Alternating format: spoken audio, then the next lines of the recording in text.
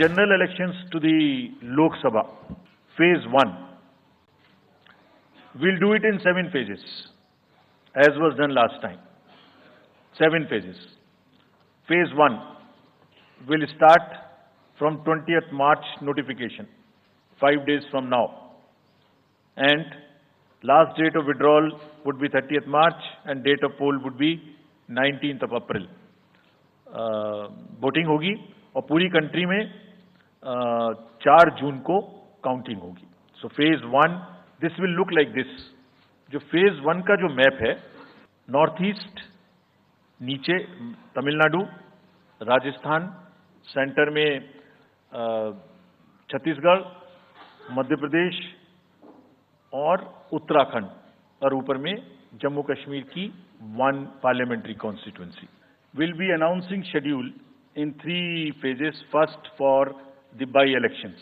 Bihar, Gujarat, Haryana, Jharkhand, Maharashtra, Tripura, Uttar Pradesh, West Bengal, Telangana, Himachal Pradesh, Rajasthan, Karnataka, Tamil Nadu.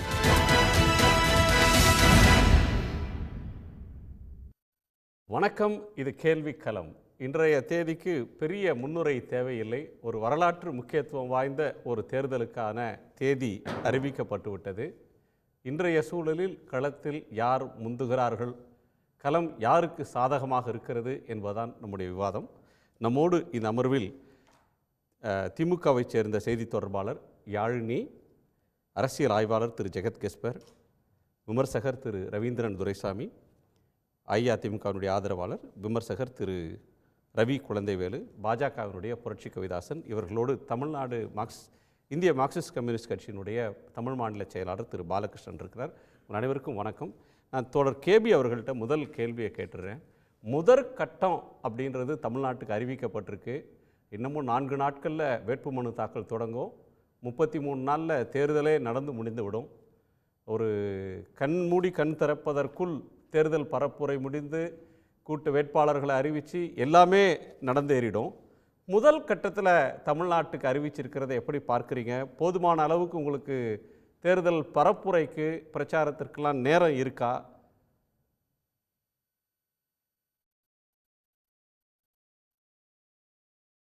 இந்த தேர்தல் அறிவிப்பு திட்டமிட்டு பாஜகவை அதுக்கு சாதகமான முறையில் தேர்தல் நடத்துகிற ஒரு அறிவிப்பாக தான் இருக்கும்னு எல்லாரும் எதிர்பார்த்தோம். இப்போ அதே மாதிரி தான் இருக்குது. இப்போ உதாரணமாக நீங்கள் பார்த்தீங்கன்னா அதான் நம்ம தமிழ்நாட்டில் எல்லாரும் கேட்டோம், ஒரே கட்டமாக தமிழ்நாட்டில் தேர்தல் நடத்துங்க, 2 கட்டமாக வேணாலும் கரெக்டாக அதெல்லாம் ஏற்றுக்கிட்டாங்க. அதே மாதிரி தொடக்கமாக முதல் கட்டமாக தான் தேர்தல் நடக்கும் தமிழ்நாட்டுக்கு, அதையும் ஏற்றுக்கிட்டாங்க. ஆனால் என்ன நிலைமை, இப்போ பார்த்தீங்கன்னா மார்ச் மாதம் 20ஆம் தேதி வேட்புமனு தாக்கல் பண்ணணும். 30ஆம் தேதியோட வேட்புமனையெல்லாம் இது பண்ணி பரிசீலனை பண்ணி எல்லாம் முடித்து 30ஆம் தேதி வேட்புமனு வாபஸ் வாங்குற கடைசி தேதி.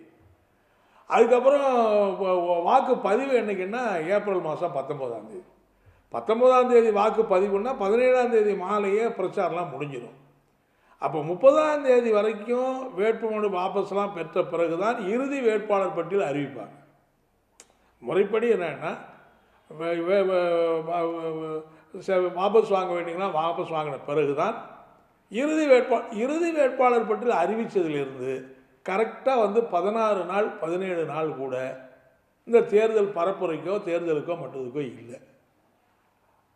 நாங்கள் என்ன கேட்குறோம்னா, ஒரு நாடாளுமன்ற தொகுதியில் 18 லட்சம் வாக்காளர்கள் குறைஞ்சபட்சம் இருக்கிறாங்க, 6 சட்டமன்ற தொகுதி. அப்போ அந்த 18 லட்சம் வாக்காளர்களையும் எப்படி அந்த வேட்பாளர் போய் சந்திக்கிற வாய்ப்பு எப்படி இருக்கும்? ஒரு நாளைக்கு 1 லட்சம் பேரை சந்திக்க முடியுமா? 1 லட்சம் பேரை ஒரு வாக்காளர் 1.25 லட்சம் பேரை சந்திக்கணும். அப்போது வாக்காளர்களை நேரடியாக சந்திப்பதற்கு வாய்ப்பே கிடையாது. மாநில அளவில் இருக்கிற தலைவர்கள் 40 தொகுதிகளுக்கு போய் பிரச்சாரம் பண்ணுறதுக்கு அவகாசம் கிடையாது. எல்லாமே 15 நாளில் முடிக்கணும்னா அகில இந்திய தலைவர்கள் பிரச்சாரத்துக்கு வர்றதுக்கான ஏற்பாடே கிடையாது. எல்லாமே 15 நாளில் நீங்கள் சரி அப்படியே இருக்கட்டும். நீங்கள் இப்போ ஏப்ரல் மாதம் 19ஆம் தேதி வாக்குப்பதிவு முடிஞ்சிருது. வாக்கு எண்ணிக்கை எப்போ வைக்கிறீங்க? ஜூன் மாதம் 4ஆம் தேதி. 1.5 மாதம் கிட்டத்தட்ட 45 நாள் அங்கே வாக்குப்பெட்டியெல்லாம் பூட்டி வச்சு பாதுகாத்துட்டு உட்காந்துருக்கணும்.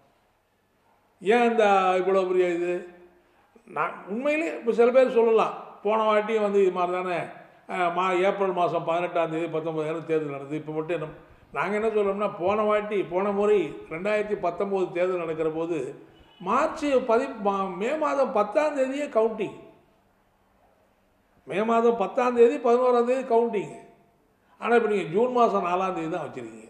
இப்போது சில மாநிலங்களுக்கு 7 கட்ட தேர்தல் 6 கட்ட தேர்தல் இருக்கிற மாநிலங்களுக்கு பார்த்தீங்கன்னா, இந்த ஃபஸ்ட்டு ஃபேஸில் வேட்புமனு தாக்கல் பண்ணுற 20ஆம் தேதி ஆரம்பித்து மே மாதம் 29ஆம் தேதி வரைக்கும் அவங்களுக்கு தேர்தல் இருக்குது.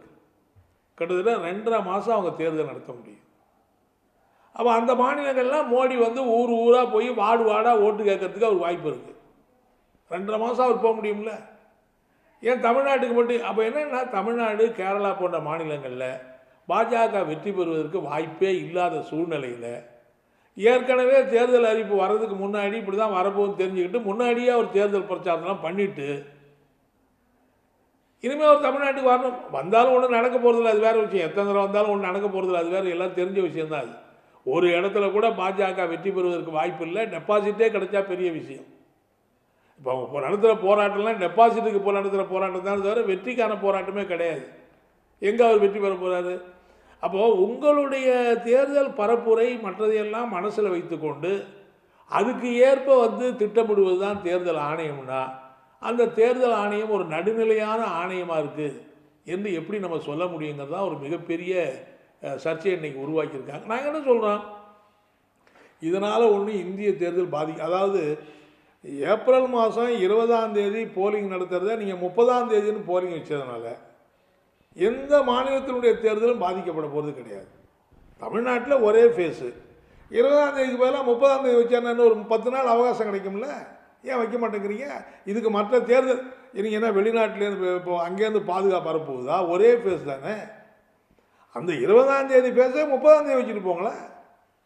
அப்போது ஒரு ஒரு ஒரு அரசியலை பற்றி மக்கள் என்னன்னா, இது வந்து தேர்தல் வந்து ஏதோ அவசர அடியில் ஓட்டு போட்ட ஒரு விஷயம் இல்லை.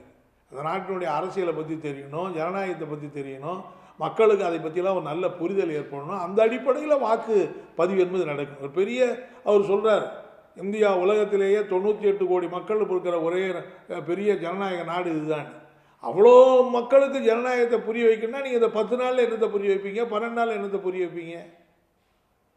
எனவே இது முழுக்க பாஜக வெற்றி பெறுவதற்கு வாய்ப்பில்லாத சூழ்நிலையில் எதிர்க்கட்சிகளுடைய பிரச்சாரத்தை முடக்கடி பண்ணுறதுக்கு அல்லது வந்து கையை காலை கட்டி போட்டு அவங்க மொழியாக பிரச்சாரம் பண்ணாமல் ஒரு முடக்கடி பண்ணுவதற்கான தேர்தல் அறிவிப்பை தான் தேர்தல் ஆணையர் வெளியிட்டிருக்காருங்கிறத நான் அழுத்தமாக பதிவு செய்ய விரும்புகிறேன். இப்படி நான் சொல்கிறதுனால வந்து ஏதோ எங்கள் பிரச்சாரம் முடங்கி அதனால் வந்து எங்கள் அணிக்கு பாதிப்பு, நிச்சயமாக இந்த அணிக்கு பாதிப்பு வராது. ஆனால் ஒரு நல்ல தெளிவான அரசியல் பிரச்சாரத்தை மேற்கொள்வதற்கு, மக்கள் மத்தியில் ஒரு நல்ல அரசியல் விவாதம் நடத்துவதற்கு, ஒவ்வொரு வீடுகளில் போய் மக்களை சந்திப்பதற்கான அவகாசமே இல்லாமல் திரு கேபி நீங்க வந்து சொல்லக்கூடிய மிக முக்கியமான கருத்துன்றது வந்து போதுமான அவகாசத்தை தரல, எதிர்க்கட்சிகளுக்கு பரப்புரை செய்வதற்கு போதுமான அவகாசம் தரலன்றீங்க. உங்க அணியில் ஏராளமான தலைவர்கள் தமிழ்நாட்டில் இருக்கிறாங்க, அதை நீங்க ஓவர் கம் பண்றதுக்கான வாய்ப்பு இருக்கு. ஆனால் பிரதமர் ஏற்கனவே தமிழ்நாட்டுக்கு கடந்த 2 வாரங்களில் அடுத்தடுத்து வந்து கொண்டே இருந்தார். கடைசியாக நாகர்கோயில் கன்னியாகுமரிக்கு வந்தார், அதற்கு முன்னாடி திருநெல்வேலியில் கூட்டம், தூத்துக்குடியில் கூட்டம், அதற்கு முன்பு பார்த்தீங்கன்னு சொன்னால் பல்லடம், சென்னை, இப்படி தொடர்ந்து வந்துக்கிட்டே இருந்தார். அப்போ அவருக்கு ஏற்ப அவருடைய நிகழ்ச்சி நிரலுக்கு ஏற்ப தேர்தல் அட்டவணை தயாரிக்கப்பட்டிருக்கா, இல்லை தேர்தல் அட்டவணையை புரிந்து கொண்டு பரப்புரையை தமிழ்நாடு கேரளான்னு சொல்லி முன்கூட்டியே பிரதமர் தொடங்கிட்டாரா? அவருக்கு ஏற்கனவே அவர் சொன்னது தானே அவங்க நடத்துகிறாங்க. அவங்க தெரிய போகிறது இல்லை. மோடி தேதி குறித்து கொடுக்குறாரு, அந்த தேதியை அவங்க அறிவிக்கிறாங்க, அவ்வளோதான். அப்படி தான் தெரியுது பார்த்தா. ஏன்னா நீங்கள் வந்து கரெக்டாக வந்து அவர் தொடர்ந்து இந்த 2 மாதத்தில் பார்த்தா 5-6 முறை வந்துட்டு போயிருக்காரு. இப்போ நான் 18ஆம் தேதி என்னமோ கோயம்புத்தூர் போகிறாரு, 19ஆம் சேலத்துக்கு வர போகிறாரு. ஸோ அந்த நேரம் பார்த்து கரெக்டாக நீங்கள் தேர்தல் அறிவிக்கிறீங்க அப்படின்னா என்ன தெரியுது? அவருடைய பிரச்சாரத்துக்கெல்லாம் இடம் கொடுத்துட்டு நீங்கள் தேர்தல் அறிவிக்கிறீங்கன்னு தான் தெரியுது. நன்றி திரு ஜெகத் கெஸ்பர். 7 கட்டமாக தேர்தல். வெஸ்ட் பெங்காலில் நம்மளோட ஏப்ரல் 19ஆம் தேதி ஓட்டு போட்டுட்டு ஜூன் 1ஆம் தேதியும் அவங்களுக்கு ஓட்டு போட போகிறாங்க. சரி, அங்கே வந்து எலெக்ஷன் வயலன்ஸ் இருக்குது அப்படின்னு சொல்லலாம். உத்தரப்பிரதேசத்திலும் 7 கட்ட தேர்தல். இப்போ தான் யோகி ஆட்சியில் சட்டம் ஒழுங்கெல்லாம் பிரமாதமாக வந்துருச்சு, குண்டர்களே கிடையாது, தேர்தல் ரிக்கிங்ன்றதே கிடையாது, பூத் கேப்சரிங் கிடையாதுன்னு சொல்கிறாங்க. நிதிஷ்குமாரும் நிலை நாட்டிட்டாருன்றாங்க சட்டம் ஒழுங்க. அங்கேயும் 7 கட்ட தேர்தல். அது 40 தொகுதி இருக்கிற பீகார், 42 தொகுதி இருக்கிற வெஸ்ட் பெங்காலுக்கும் 7 கட்டம். ஆனால் 40 தொகுதி இருக்கிற தமிழ்நாடு பாண்டிச்சேரிக்கு ஒரே கட்டம். அது முதல் கட்டத்திலே நடத்திடுவோம், பரப்புரைக்கே நேரம் தர மாட்டோம் அப்படின்றது ஒரு குற்றச்சாட்டாக திரு கேபி போன்றவர்கள் முன்வைக்கிறாங்க. எது எப்படி இருந்தாலும் இது மாறப்போகிறதில்லை. ஒன்ஸ் ஷெட்யூல் அனௌன்ஸ்டு தான். இன்னைக்கு தேர்தல் இன்னைக்கு பிரகடனப்படுத்தப்பட்டுருச்சு. களம் யாருக்கு சாதகமாக இருக்கு? தமிழகம் நாடு என்று 2 கோணமாக பார்க்கலாம். 2 கோணமாக நம்ம பார்க்கலாம். ஒரு வகையில் தமிழகத்திற்கு முதற்கட்டமாக தேர்தல் வைத்ததும் இவ்வளவு குறுகிய நாட்களில் வைப்பதும் நான் ஐயா அவர்களுடைய கருத்திலிருந்து சற்று மாறுபடுகின்றேன். தமிழக மக்களுக்கும் நம்முடைய கூட்டணிக்கும் அவர்கள் நன்மை செய்திருக்கிறார்கள் என்றுதான் நான். இதில் என்ன நன்மை இருக்கு? ஒன்று, கோடைகால கொடுமையிலிருந்து மக்களுக்கு அல்லது பரப்புரை செய்பவர்களுக்கு ஒரு விடுதலை கொடுத்திருக்கிறார்கள். 2, உறுதியாக மின்சாரத்துறை அமைச்சர் நிம்மதியா இருப்பாரு. அதான் சொல்ல வந்தேன். உறுதியாக மின் தடைங்கிற ஒரு சவால் இருக்கக்கூடும். இன்னொன்று, தண்ணீர் பிரச்சனையும் இருக்கக்கூடும். பொதுவான ஒரு இரிட்டேஷன் இந்த மே மாசத்துல கொஞ்சம் அதிகமாகும் மக்களுக்கு.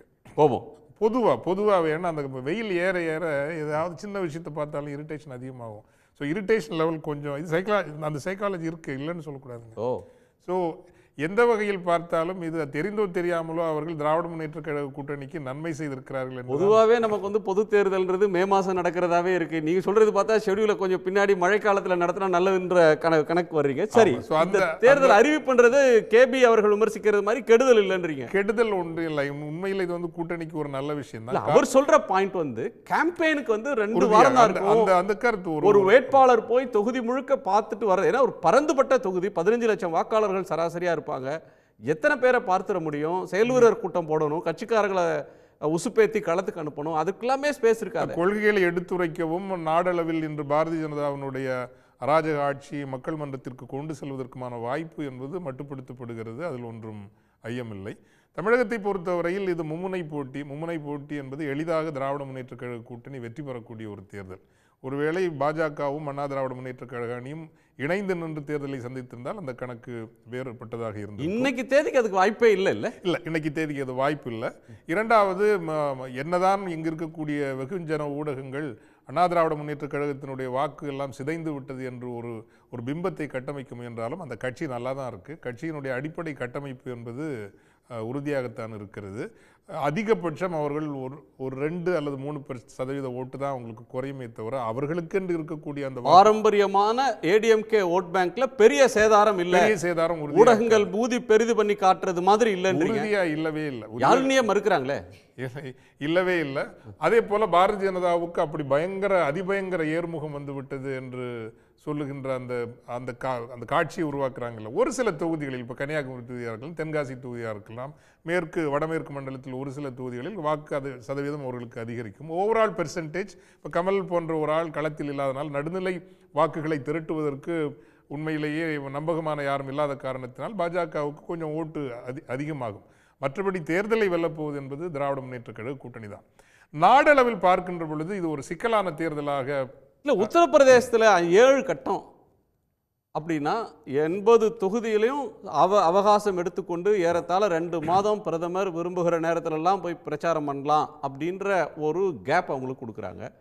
வெஸ்ட் பெங்காலுக்கும் அதே மாதிரி தான், பீகாருக்கு அதே மாதிரி. பீகார் சின்ன மாநிலம், ஏன் அங்கே இவ்வளவு பெரிய தமிழ்நாடு அளவு எண்ணிக்கை கொண்ட ஒரு ஸ்டேட்டில் இவ்வளோ ஸ்பேஸ் கொடுக்குறாங்கன்னா கான்ஃபிடன்ஸ் இல்லையா? கொஞ்சம் டவுட்ஃபுல்லாக இருக்கிற இடம் அப்படின்னு நினைச்சா அங்கே கொஞ்சம் கூடுதல் ஸ்பேஸ் எடுத்து கேம்பெயின் பண்ணணும்னு நினைக்கிறாங்க. உறுதியாக மைக்ரோ மேனேஜ் பண்ண விரும்புகிறாங்க. வெளியே இவர்கள் இந்தியாவினுடைய ஒட்டுமொத்த ஊடக உலகத்தையும் தமிழகத்தை தவிர அவர்கள் கையில் எடுத்துக்கொண்டு விட்டார்கள். அப்போ ஒரு தோற்றத்தை உருவாக்குகிறார்கள். நான் மீண்டும் சொல்கின்றேன், கேரள மாநிலத்தில் அவர்களுக்கு போட்டி என்று இருப்பதே 2 தொகுதிகளில் தான். வெற்றி பெறுவார்களா இல்லையா என்பது வேறு, ஆனால் போட்டி என்று இருப்பதே 2 தொகுதிகளில் தான். தமிழகத்தை பொறுத்தவரையில் ஒரு தொகுதியை கூட அவர்கள் வெற்றி பெற முடியாது. கர்நாடக மாநிலத்தில் கடந்த முறை அவர்கள் 28 தொகுதிகளை வென்றார்கள் என்று நினைக்கிறேன். இல்லை, 25 தொகுதிகளை அவர்கள் வென்றார்கள். கர்நாடகாவில் 28, சுமலதா 1, 28ல் 2 தான் ஜெயிச்சாங்க. காங்கிரஸ் வந்து காங்கிரஸ் ஜெயிச்சது பாஜகவை 26 26 தொகுதியை ஜெயித்தாங்க. டி கே இந்த சுரேஷ் முறை முடியாது. ஒருத்தர், சுமலதா ஒருத்தர். ஆமா, முடியவே முடியாது. ஏன்னா வந்து அந்த பெங்களூர்ல பல பிரச்சனைகள் இருந்தாலும், கொஞ்சம் ஆன்டி இன்கம்பன்சி இருந்தாலும், இந்த கேஸ்ட் அலகிரிதம் கால்குலேஷன்ஸ் எல்லாம் அங்கே இப்போ சமீபத்தில் நான் படிச்சதில்ல. காங்கிரஸ் கூட்டணி தன்னை வலுப்படுத்தி கொண்டிருக்கிறது. தெலுங்கானாலையும் வலுப்படுத்தி இருக்கு. ஆந்திராவில் ஜெகன் அவருக்கு செட்பேக் வரும்னு கணிக்கப்பட்டாலும் கூட அந்த அவருடைய செட்பேக் வந்து காங்கிரஸ் கூட்டணி, இந்தியா கூட்டணிக்கான இழப்பாக கருதப்பட முடியாது. காரணம் அவர் எப்பவுமே பிஜேபி கூட தான் இருந்திருக்கிறார். அல்லது நீங்கள் ஒரிசால கூட அவர் பிஜு பட்நாயக் அவங்களோட அலையன்ஸ் வந்தாலும் கூட அதில் வந்து வரக்கூடிய இழப்பு. அதுவும் எனக்கு ஆச்சரியமா இருக்கு. ஒரிசாவும் ஒரு சின்ன ஸ்டேட் தான். 21 எம்பி தொகுதி இருக்கிறதுக்கு 5 கட்டமா தேர்தல், 4 கட்டமா தேர்தல் நடத்துறாங்க. மைக்ரோ மேனேஜ் அதான். இதுவரைக்கும் வந்து எனக்கு கிடைக்கிற தரவுகளின்படி நம்ம நிறைய மகாராஷ்டிராவில் 5 கட்டம், அதுவும் இதுக்கு முன்னாடி நடந்ததில்லை. காரணம் என்ன அப்படின்னா, தங்களால் இந்த தேர்தலினுடைய அடிப்படை கேள்வியே பாரதிய ஜனதா கட்சியால் தனித்து எவ்வளவு தொகுதிகளை வெல்ல முடியும். சோ டன் அண்ட் டஸ்டட்னு சொல்றாங்கல்ல, பிரதமராக மோடி வந்துட்டார், அவர் பதவி ஏற்கிறதுக்கு நாள் குறிக்கிறது மட்டும்தான் பாக்கி அப்படின்றது மாதிரி இல்ல, களம் இன்னமும் இருக்குன்றீங்க. இல்லை இல்லை இல்லவே இல்லை. தனித்து பாரதிய ஜனதா கட்சியால் 240 தொகுதிக்கு மேல் வெல்ல முடியாது என்பதுதான் பொதுவான கணிப்பு. இன்ஃபேக்ட் உலகளவிலான சில கணிப்புகள் இருக்குது. உலக அளவில் இந்த தேர்தலை கவனித்து சொல்கின்றவர்கள் கிரெடிபிளாக தான் சொல்லிட்டு இருக்கிறாங்க. வந்து 2 வாரங்களுக்கு முன்பு அந்த ஒரு அறிக்கையில் நான் பார்த்தது 220 தொகுதிகள் தான் தனித்து பாரதிய ஜனதா கட்சியால் வெல்ல முடியும். போன தேர்தலை விட அகிலேஷ் யாதவ் இவங்களோட கூட்டணியில் இருக்கார். மிகப்பெரிய ஸ்டேட்டு உத்தரப்பிரதேசத்தில் காங்கிரஸுக்கு கூட்டணி இருக்கு, இந்தியா கூட்டணி இருக்கு. டெல்லியில் 7க்கு 7 தோத்தாங்க. அதனோட இம்பேக்ட் வந்து பஞ்சாப்லையும் ஹரியானாலையும் இமாச்சல்லையும் இருக்கும். அங்கே ஆம் ஆத்மியோட கூட்டணி போட்டிருக்கிறாங்க. நிதிஷ் கிரெடிபிலிட்டி இழந்திருக்கிறார். அணி மாறி மாறி அவர் கிரெடிபிலிட்டி இழந்திருக்கிறார். உத்தரப்பிரதேசத்தில் மாயாவதி அவருடைய பாரம்பரிய செல்வாக்கை இழந்திருக்கிறார். இப்படியான பல காரணிகள் அப்படின்ற ஒன்றும் இருக்குது. நம்ம தொடர்ந்து பேசலாம். நான் திரு ரவீந்திரன் துரைசாமி அவருடைய கோணத்தை கேட்கணும். இது வந்து முடிந்து விட்ட ஒரு தேர்தல் இல்லை. இது வந்து மோடி மீண்டும் மோடின்னு சொன்னாலும் இந்த அட்டவணையெல்லாம் பார்க்குறப்ப ஒவ்வொரு மாநிலத்திலையும் இன்னமும் பிரச்சாரம் செய்ய வேண்டியது இருக்குது. இன்னமும் மைக்ரோ மேனேஜ் பண்ணி ஜெயிக்கணுன்ற ஒரு இடத்துக்கு பிஜேபி தள்ளப்பட்டிருக்கு. அதற்கேற்ப இந்த ஷெடியூலே வடிவமைக்கப்பட்டிருக்கு. அது மகாராஷ்டிராவாக இருக்கலாம், பீகாராக இருக்கலாம்.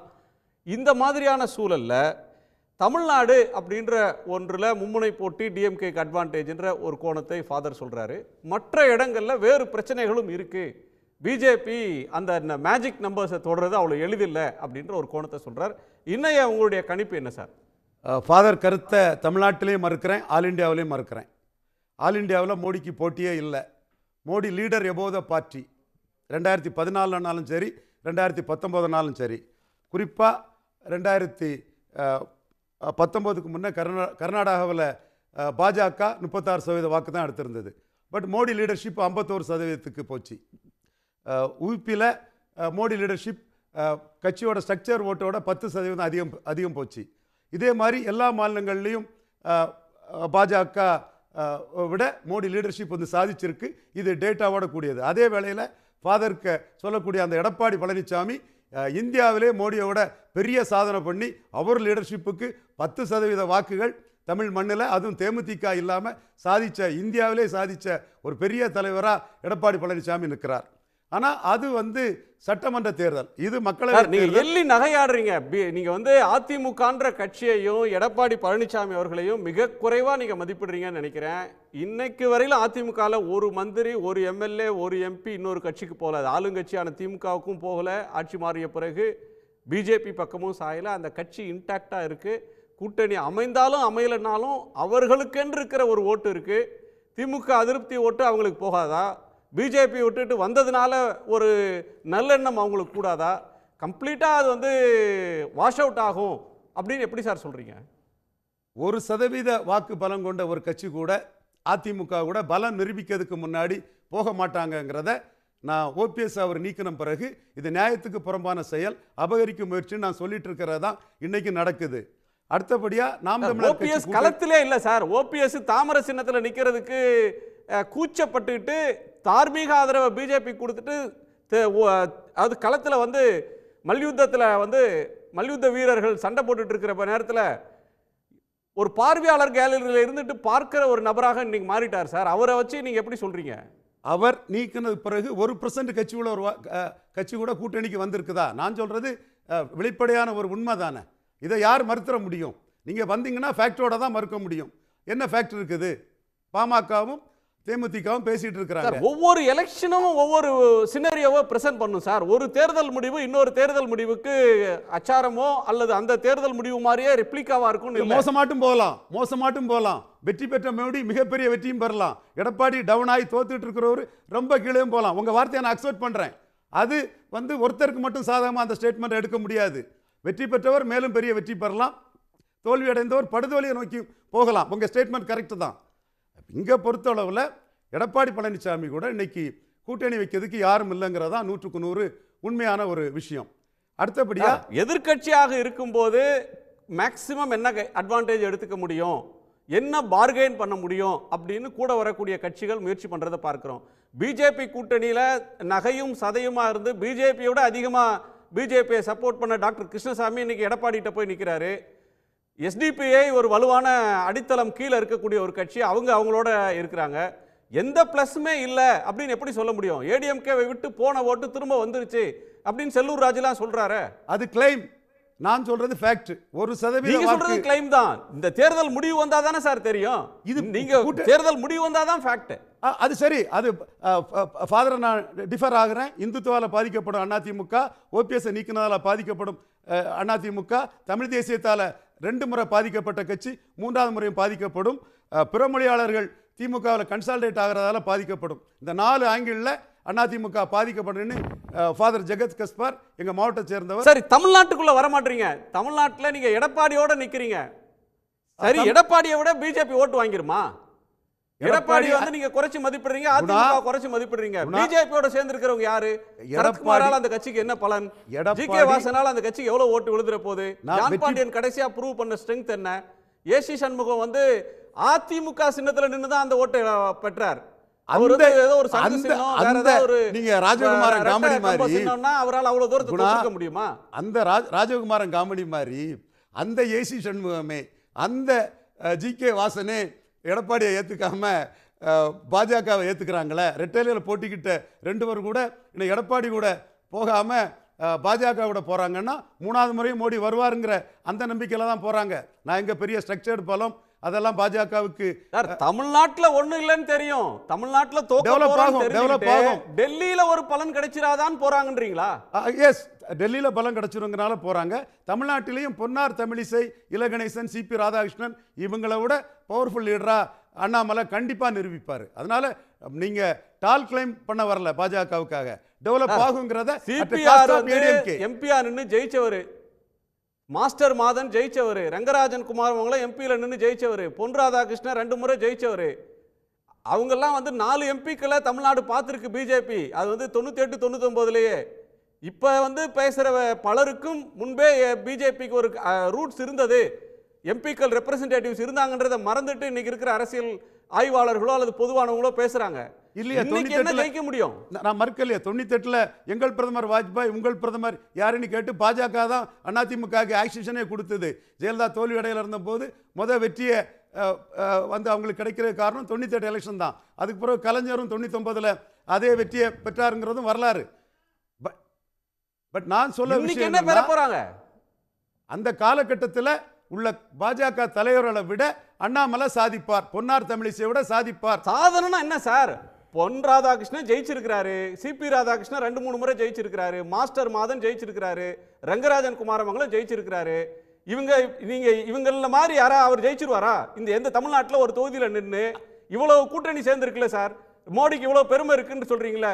தமிழ்நாட்டில் எந்த தொகுதியில் அவர் நின்று ஜெயிச்சிட முடியும்னு சொல்லுங்க பாப்போம். தமிழிசை இபிஎஸ் ஓபிஎஸ் கூட ரெட்டலை கூட கூட்டணி வச்சு எடுத்தது 3.7% வாக்கும் 0 சீட்டும். கண்டிப்பா எதிர்த்து நின்றவங்க கனிமொழி சார், கலைஞரோட மகள். தமிழக அவங்களுக்கு அந்த அலை வீசின தேர்தலில் மிக பிரம்மாண்டமான வாக்கு வித்தியாசத்துல ஜெயிச்சாங்க. ஜோதிமணி 3 லட்சம் ஓட்டு வித்தியாசத்துல தம்பி வரையை தோக்கடிச்சாங்க. அது அலை வீசிய தேர்தல். சாதாரண தேர்தலில் இன்னைக்கு அண்ணாமலையால எந்த தொகுதியில ஜெயிச்சிட முடியும் சொல்லுங்க? கண்டிப்பா பீட் பண்ற அளவுக்கு. கண்டிப்பா அதை விட பொன்னார் 2014 எடுத்த விட அதிக சதவீத வாக்களை அண்ணாமலை எடுக்க முடியும். இந்த கட்சி 2026லையும் ஒரு பிளேயருங்கிறத நிரூபிக்கூடிய அளவுக்கு இருக்கும். பொன்னார் 2014 எம்பி தனிச்சு நின்று ஜெயிச்சாங்க என்டிஏ கூட்டணியில. அன்புமணி ராமதாஸ் எம்பி. இப்ப உங்களால பிஜேபி போடுற இந்த காம்பினேஷனால ஜெயிக்க முடியுமா? ஃபைட் கொடுக்க முடியும், ஒரு 4-5 தொகுதியில் ஃபைட் கொடுக்க முடியும். ஆனால் வாக்கு சதவீதம் கண்டிப்பா உயர்த்தி காட்டுவார். இது உறுதி. எடப்பாடி பழனிசாமி பலகீனம் அடைவார் பாஜகவால. நன்றி நன்றி நன்றி. குறுக்கிட வரும் நீங்க ஃபாதர். இல்ல இல்ல இல்ல இல்ல, அவர் கரெக்டா சொன்னார். 4-5 தொகுதியில் ஃபைட் கொடுப்பாங்கன்னு அந்த கரெக்டா சொன்னார். அந்த ஃபைட் கொடுக்க முடியும். ரவி குழந்தைவேல், பிரதான அணியை பற்றிய பேச்சு இல்லை, திமுக கூட்டணி அப்படின்றது அதை பற்றிய பேச்சு இல்லை. மாறாக 2வது இடம் யாருக்கு அப்படின்றது தான் தேர்தல் அறிவிச்சனால நாம பேசுறோம். அதுவே ஏடிஎம்கேக்கு ஒரு மிகப்பெரிய செட்பேக் இல்லையா?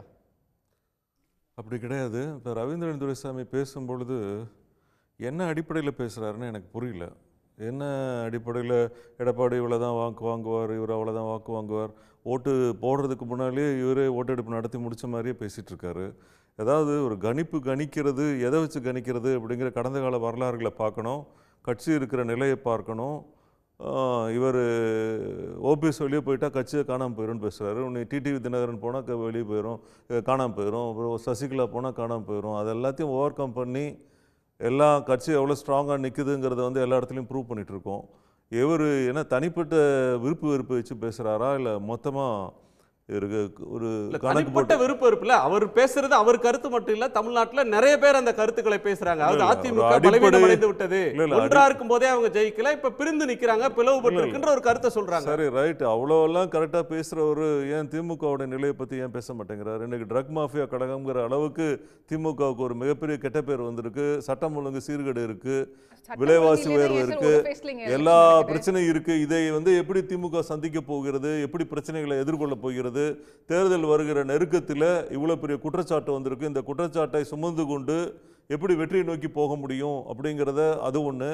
அதிமுக தனித்து நின்று சாதித்த வரலாறுகள் இருக்கிறது என்பது ரவீந்திரன் துரைசாமி அவர்களுக்கு தெளிவாக தெரியும். அந்த வரலாறை எங்க மறந்துட்டாரு, ஏன் புறக்கணிக்கிறாரு, ஏன் அவாய்ட் பண்றாரு எனக்கு புரியல. தனித்து நின்று சாதிச்சப்ப ஜெயலலிதா அப்படின்ற ஒரு மாஸ் லீடர் இருந்தாங்க சார். அப்படியான சூழல் இல்ல. எல்லா கட்சியிலும் திராவிட முன்னேற்ற கழகத்துக்கு ஒரு கலைஞர் இல்லை, அண்ணா திராவிட முன்னேற்ற கழகத்திற்கு ஒரு எம்ஜிஆர் இல்லை, ஒரு ஜெயலலிதா இல்லை.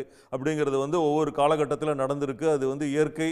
அதை ஏற்றுக்கொண்டு கழகங்கள் வெற்றி பெறுகிறது, ஆட்சி பிடிக்கிறாங்க, சாதனை பண்றாங்க, எல்லாம் பண்ணிட்டே இருக்காங்க. அதுக்காக யாரும் கட்சி இழுத்து முடிட்டு போல.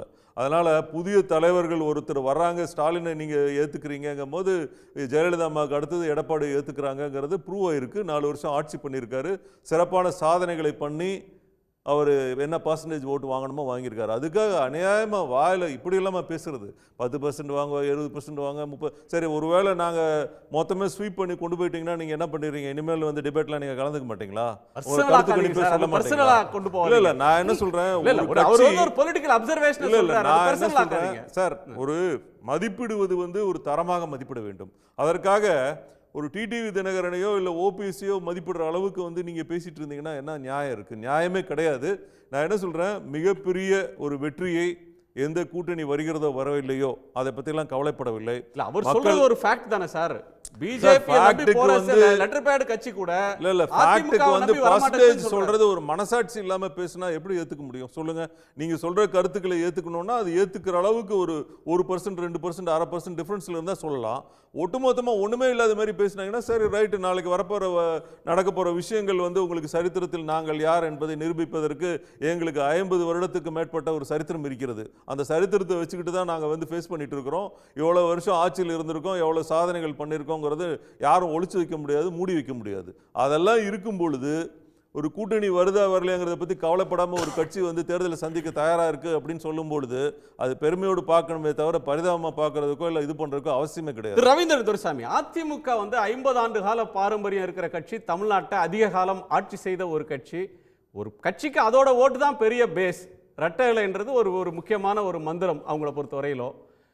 கூட்டணிக்கு வர்ற கட்சிகள் ஒரு ஆடட் வேல்யூ தான். எங்கேயாவது ஒரு இடத்துல ஒரு சின்ன பலவீனம் இருக்குன்னா அதை இட்டு நிரப்புவதற்கான ஒன்று அப்படின்ற அளவில் தான் அதை பார்க்கணும். அதிமுக எப்படி நீங்க குறைச்சு மதிப்பிடுறீங்க? இவ்வளவு குறைவாக மதிப்பிடுற அளவுக்கு அதிமுக பலமிழந்து போகல அப்படின்னு சொல்றாரு. A dead leader cannot lead a party. இறந்து போன ஒரு தலைவர் ஒரு கட்சியை வழி நடத்த முடியாது. உயிரோடு இருக்கவங்க தான் வழி நடத்துறாங்க. மு.க. ஸ்டாலினுக்கு உதயசூரியனும் அவங்க லெகசி இருக்குல்ல சார். ஜெயலலிதா இல்லைன்னாலும் ஜெயலலிதா லெகசி இப்ப எடப்பாடிக்கு இருக்கு. கலைஞர் இல்லைனாலும் அந்த லெகசி முதலமைச்சர் ஸ்டாலினுக்கு இருக்கு. அந்த லெகசி தொடருது இல்ல, அதனால தான் எல்லாரும் கூட இருக்காங்க. அந்த இடத்தை தாண்டி ஸ்டாலின் போயிட்டாரு. கலைஞர் ஜெயலலிதா இணையா இருந்தாங்க. மக்கள் திலகம் எம்ஜிஆரும் முத்தமிழறிஞர் கலைஞரும் இணையாக இருந்தாங்க. முன்ன பின்ன இருக்கலாம். எம்ஜிஆர் பெரிய வெற்றி பெற்றிருக்கலாம், ஜெயலலிதா கடைசியில் வெற்றியை பெற்றிருக்கலாம். மு.க. ஸ்டாலினுக்கு இணையான தலைவர் எடப்பாடி பழனிசாமி இல்லைங்கிறது நடந்த தேர்தல் டேட்டா வச்சு நான் சொல்றேன். டேட்டா தெளிவா இருக்குது. அது நிரூபிக்க முடியாது, நிரூபிக்க முடியாது. நிரூபிச்சா நிரூபிச்சாருன்னு சொல்லிட்டு போறோம். அதுக்கே நீங்க கோவப்படுறீங்க? நிரூபிக்க முடியாது. மக்கள் ஓட்டு போடுவதை நீங்கள் தடுத்து நிறுத்த முடியாது, வேற யாரும் தடுத்து நிறுத்த முடியாது. அதிமுகவுக்குள்ள மதிப்பை நீங்கள் மாற்றி விட முடியாது, யாரும் மாற்றி விட முடியாது. யாரும் உங்களோட கூட்டணிக்கு வரல சார். கூட்டணிக்கு வர்றாங்க வரலங்கிறத பத்தி எங்களுக்கு கவலை இல்லை சார். எங்களுடைய இயக்கமே மிகப்பெரிய வலிமையான இயக்கம். அப்படிங்கும் பொழுது நாங்க யாரை பத்தியும் கவலை பண்ணணும்னு அவசியம் இல்லை. எல்லாரும் எங்களை தேடி வந்து இது பண்ணுமே தவிர நாங்க யாரும் தேடி போகணும்னு அவசியம் கிடையாது. சரி சார், யாழினியோட கருத்தை கேட்கலாம். எந்த அதிமுக வந்து பலமான அதிமுகவோட மோதுறீங்களா, இப்ப பலவீனமான அதிமுகன்னு வர்ணிக்கிறாங்களே, அது ஊடக தோற்றம் தானா, இல்ல திமுகவும் அப்படித்தான் அதை கருதுதா? ஊடக தோற்றம்லாம் கிடையாது சார். சார் சொன்னாரு ஏடிஎம்கே வந்து தனித்து நின்று ஜெயிச்சிருக்க வரலாறுலாம் இருக்கு அப்படின்னு. அன்னைக்கு வந்து அது திராவிட கட்சியா இருந்துச்சு, இன்னைக்கு வந்து திராவிட கட்சியா கிடையாது. இன்னைக்கு வந்து அது முழுக்க முழுக்க ஒரு ஹிந்துத்துவ கட்சியா மாறி விட்டுருச்சு. இதுக்கு ரொம்ப நல்ல எக்ஸாம்பிள் என்னன்னா சிஏஏ.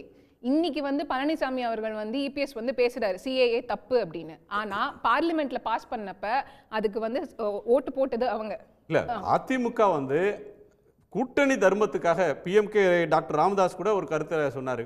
எங்களுக்கு உடன்பாடு இல்லாத விஷயத்தை கூட கூட்டணியில் இருக்கிறதுனால கூட்டணி தர்மத்துக்காக ஆதரிக்க வேண்டிய நிர்பந்தம் வந்தது. தமிழர்களை விட்டு கொடுத்துருவாங்களா அவங்க? அவர் சரி நீங்க அதுக்கு கூட்டணி தர்மத்துக்காக நீங்க இது பண்ணிட்டீங்க, சரி ஓகே நீங்க ஓட்டு போடுங்க, ஒத்துக்கிறோம். அங்க வந்து திருச்சி சிவா எம்பி அவர்கள் வந்து 2 திருத்தத்தை கொண்டு வராரு. ஒன்னு வந்து இஸ்லாமியர்களும் அதுல வந்து சேர்க்கப்படணும், அவங்களுக்கும் சிட்டிசன்ஷிப் கொடுக்கணும். இன்னொன்னு தமிழ் ஸ்ரீலங்கால இருந்து வந்து ஈழ தமிழர்களுக்கும் நம்ம வந்து அந்த சிட்டிசன்ஷிப் கொடுக்கணும்ன்றாங்க. அப்ப உங்க கூட்டணி தர்மத்துக்காக ஈழ தமிழர்கள் வந்து நீங்க விட்டு கொடுத்துருவீங்களா? அதுதான் உங்களோட லெகசியா? நீங்க லெகசி நாங்க பேசல சார். அந்த இடத்துக்கு போனா நீங்க எவ்வளவு அசிங்கப்படுவீங்க? வேடிக்கை பார்த்து கொண்டிருந்த இயக்கம் திமுக. சரி, இப்போ இங்க இருக்கிற அதெல்லாம் சரித்திரத்துல இடம் பெற்றிருக்கு. பத்தி பேச போனா அதிமுக தான் இங்க அசிங்கப்படும். சரிங்களா? இன்னைக்கு ஈழ தமிழர்களுக்கு சிட்டிசன்ஷிப் கொடுக்கணும்னு சொன்னப்ப இன்னைக்கு தேர்தல் பிரச்சனைக்கு வாங்க. இன்றைய தேர்தலை எது தீர்மானிக்க போகுது? அது ஒண்ணு. இன்னொன்னு நீங்க சொன்னீங்க அந்த லெகசி இருக்கு அப்படின்னு. அந்த லெகசி இல்ல. இபிஎஸ் வந்து ப்ரூவ் பண்ணிட்டாருன்னு சார் சொன்னாரு. இபிஎஸ் என்ன ப்ரூவ் பண்ணிருக்காருன்றத நம்ம வந்து சட்டமன்ற தேர்தல்ல பார்த்துட்டோம். மக்களுக்கு தெளிவா தெரிஞ்சிச்சு. ஜெயலலிதா அம்மையார் இருந்த வரைக்கும் கூட அங்க திராவிட இயக்கம் திராவிட பாலிசிஸ் வந்துட்டு இருந்துச்சு. ஆனா இபிஎஸ் வந்ததுக்கு அப்புறம் தமிழ்நாட்டை கொண்டு போய் அடகு வச்சுட்டாங்க. நம்மளோட திராவிட இயக்கத்தையே கொண்டு போய் அடகு வச்சுட்டாங்க. ஜெயலலிதா அவர்களும் கரசேவை ஆதரிச்சவர். அவருக்கு கொடுக்கிற கிரெடிட்டை வந்து எடப்பாடி கொடுக்க மாட்டீங்களா? பிஜேபி வேணான்னு உதறிட்டு வர்றாரு. இந்த சூழல்ல பிஜேபி வேணாம், இவ்வளவு ஆல் பவர்ஃபுல்லா பிஜேபி இருக்கும்போது நான் வேணான்னு சொல்றதுக்கே ஒரு துணிச்சல் வேணும். வேணான்னு சொல்றதே வெளியே வந்து வேணான்னு சொல்றாங்க. ஆனா அது ஆக்சுவலா வேணாம்லாம் கிடையாது. ஏன்னா நாளைக்கு என்ன நடக்கும்னு நமக்கு தெரியும். போஸ்ட் போல் அலையன்ஸ் எல்லாம் எல்லாமே இருக்கு சார். வேணாம்லாம் வேணாம் கிடையாது. அதுக்கு என்ன அர்த்தம்? ஏன்னா அது இபிஎஸ் பேசுறது. நீங்க விளக்கம் கொடுத்தீங்கன்னா அதை நாங்க தெரிஞ்சுக்கிறோம். ஒரு வாட்டி கூட நான் பேசல சார். ஒரு வாட்டி கூட நான் பேசல. ஃபர்ஸ்ட் டைம்ல நான் முடிச்சிட்டேன். அதுக்கு அப்புறம் நீங்க என்னோட கேள்வி. ஓகே. அதனால வந்து இபிஎஸ் அவர்கள் வந்து அந்த திராவிட மரபை வந்து அடுத்தடுத்த இது கொண்டு போல. ஜெயலலிதா மறைஞ்சதோட அது போயிடுச்சு. அதனால இன்னைக்கு வந்து அதிமுக வந்து திராவிட கட்சியா கிடையாது. அது மக்களுக்கு வந்து நல்லா தெரிஞ்சிருச்சு. சொன்னாங்க, நீங்க கூட சொன்னீங்க அதிமுகவோட அந்த ஓட் ஷேர் முன்னாடி அந்த அவங்களுக்குன்னு ஓட் ஷேர் அப்படியே இருக்கு. அப்படியே எல்லாம் கிடையாது. இங்க குறிப்பா தமிழ்நாட்டில் இருக்க பெண்களோட ஓட் ஷேர் எல்லாமே தலைவர் ஸ்டாலின் அவர்களுக்கு வந்து மாறிடுச்சு கொண்டு வந்த திட்டத்தினால. அதுவும் குறிப்பா நம்ம திராவிட முன்னேற்ற கழகம் ஆட்சிக்கு வந்ததுல இருந்தே பெண்களுக்கான திட்டமை கொண்டு வந்தப்ப அந்த ஓட்டெல்லாம் வாங்கிட்டு ஒரு முன்பெல்லாம் எப்போ வந்து எடுத்தாலும் ஒரு பெண்கள் பூத்துல ஓட்டை என்னாங்கன்னா திமுகவோட அதிமுக கிராமப்புற பகுதிகளில் அதிகமான ஓட்டை பெறக்கூடிய சூழல் பல தேர்தல்களை நம்ம வந்து டேட்டா ப்ரூவன். இப்போ வந்து அந்த சூழல் மாறி இருக்குன்னு நீங்க சொல்றத வாதத்துக்கு ஒப்புக்கொண்டாலும் அப்படியே ஒரு டிசைசிவ் ஷிஃப்டா இருக்க போறது இல்லை.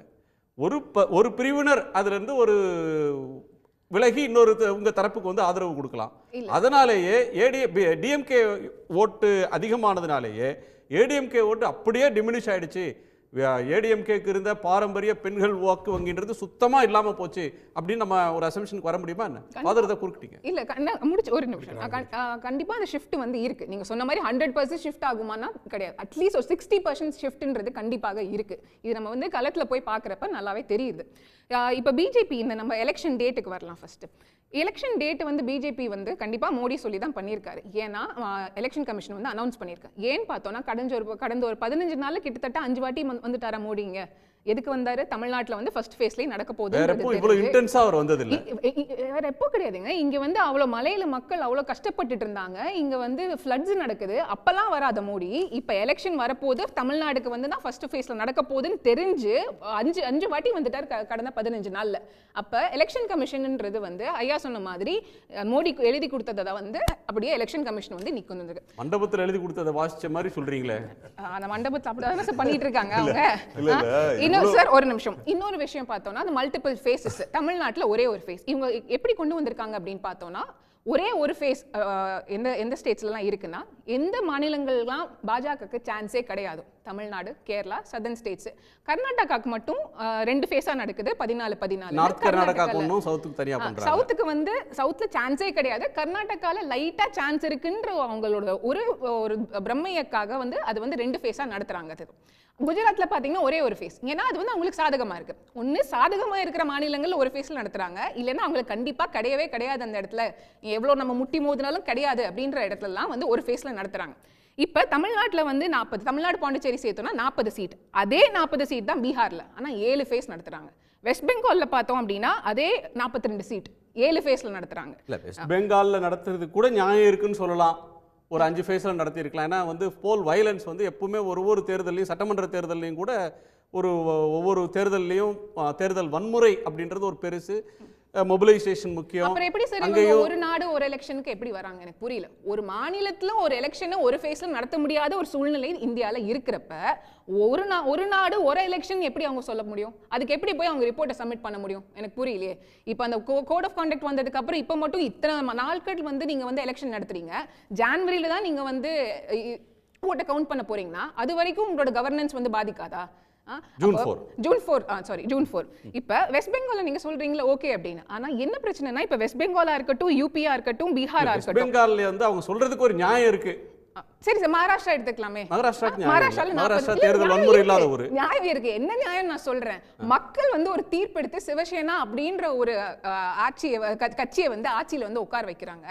இவங்க காலையில 5 மணிக்கு திருட்டுத்தனமா வந்து அந்த கட்சியை உடைச்சு இவங்க வந்து அந்த இடத்துல வந்து ஆட்சியை பிடிக்கிறாங்க. மக்கள் வந்து கண்டிப்பா அங்க கோவத்துல இருக்காங்கன்னு தெரியுது. இங்க அவங்களுக்கு வெற்றி வாய்ப்பு ரொம்ப கம்மின்னு தெரியுது. அதனால அவங்களுக்கு டைம் நிறைய தேவைப்படுது அப்படின்றதுக்காக அங்க வந்து 5 ஃபேஸ்ல அவங்களுக்கு வெற்றிக்கு உத்தரவாதம் இல்லாத ஊர்கள்ல ஸ்டேகர்டா நடத்துறாங்க அப்படின்ற ஒரு கோணத்தை சொல்றீங்க. நம்ம பேசலாம். ஜெயலலிதா அவர்கள் ஒரு முறை சொன்னது வந்து கண்ணு கெட்டின தூரம் வரல எதிரிகளே இல்லைன்னாங்க.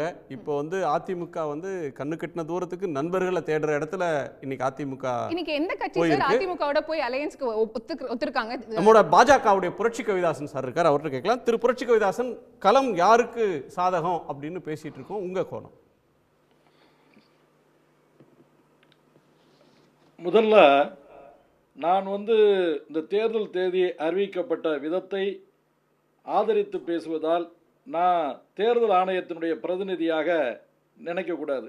ஏற்கனவே அந்த ஃபோர்பியா அப்படின்னு சொல்லுவாங்க மருத்துவ இயலில், அதாவது வியாதியை குணப்படுத்திடலாம், அந்த வியாதியை பற்றிய பயத்தை குணப்படுத்த முடியாது அப்படிம்பாங்க.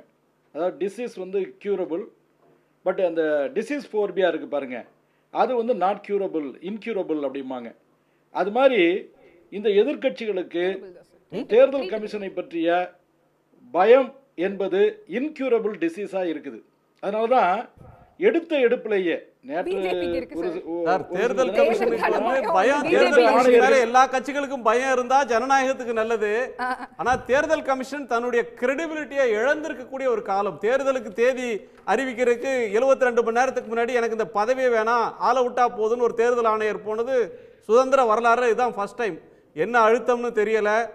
தலைமை தேர்தல் ஆணையரோட கருத்து முரண்பாடு, பல பிரச்சனைகள்ல அவர் வெளியேறினாருன்றாங்க. நம்ம தமிழ்நாட்டு தேர்தல் களத்துக்கு வந்துடுவோம் சார், அப்புறமா நம்ம இந்தியாவுக்கு போவோம், தேர்தல் கமிஷனுக்கு பிறகு போவோம்.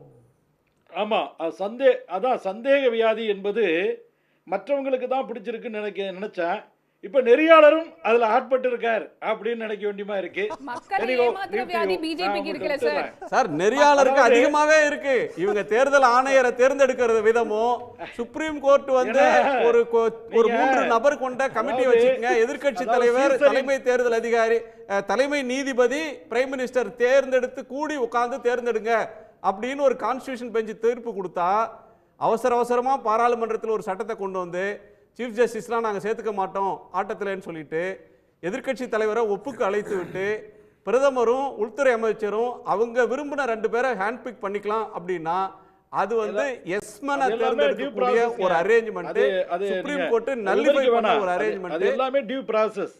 டியூ ப்ராசஸ் இல்ல, டியூ ப்ராசஸை டீரைல் பண்ணி இத பண்றாங்க. அது வேற ஒரு விவாதம். தலைமை தேர்தல் ஆணையம்ன்றது தன்னிச்சையாக இருக்கா? இந்தியால ஜனநாயகத்தை நேர்மையா லெவல் பிளேயிங் ஃபீல்ட் என்ஷூர் பண்ற இடத்துல தேர்தல் ஆணையம் இருக்கா அப்படின்றது சந்தேகம். அது பார்வை உங்க விருந்தினர்களை விட நெறியாளருக்கு அதிகமாவே இருக்கு.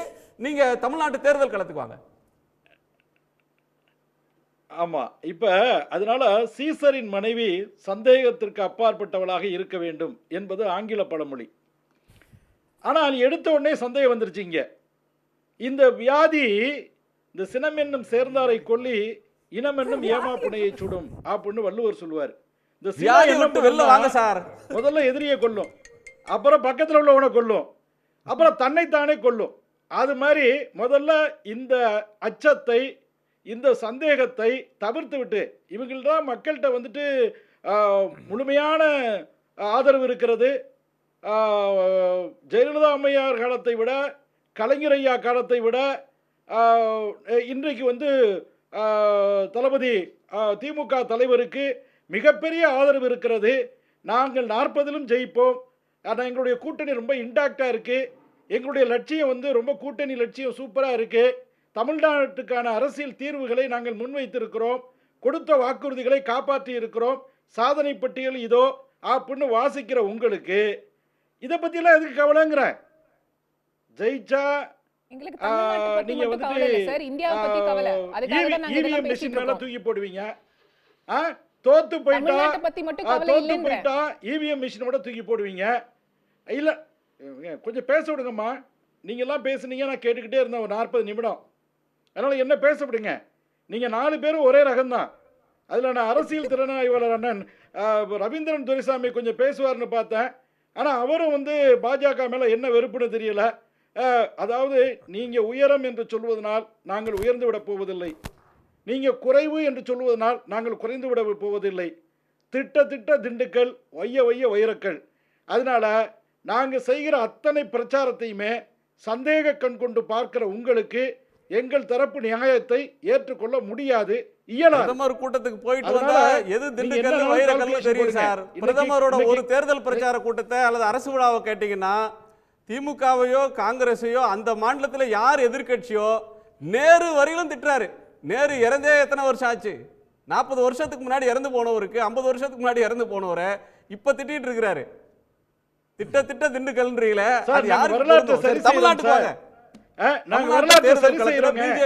வரலாற்றை நாங்கள் சரி செய்கிறோம். அதனால நேரு முதற்கொண்டு நேர்த்தியா நாங்க கொண்டு வரணும். ஏன்னா முதல் கோணலே அங்கேதான் வந்தது.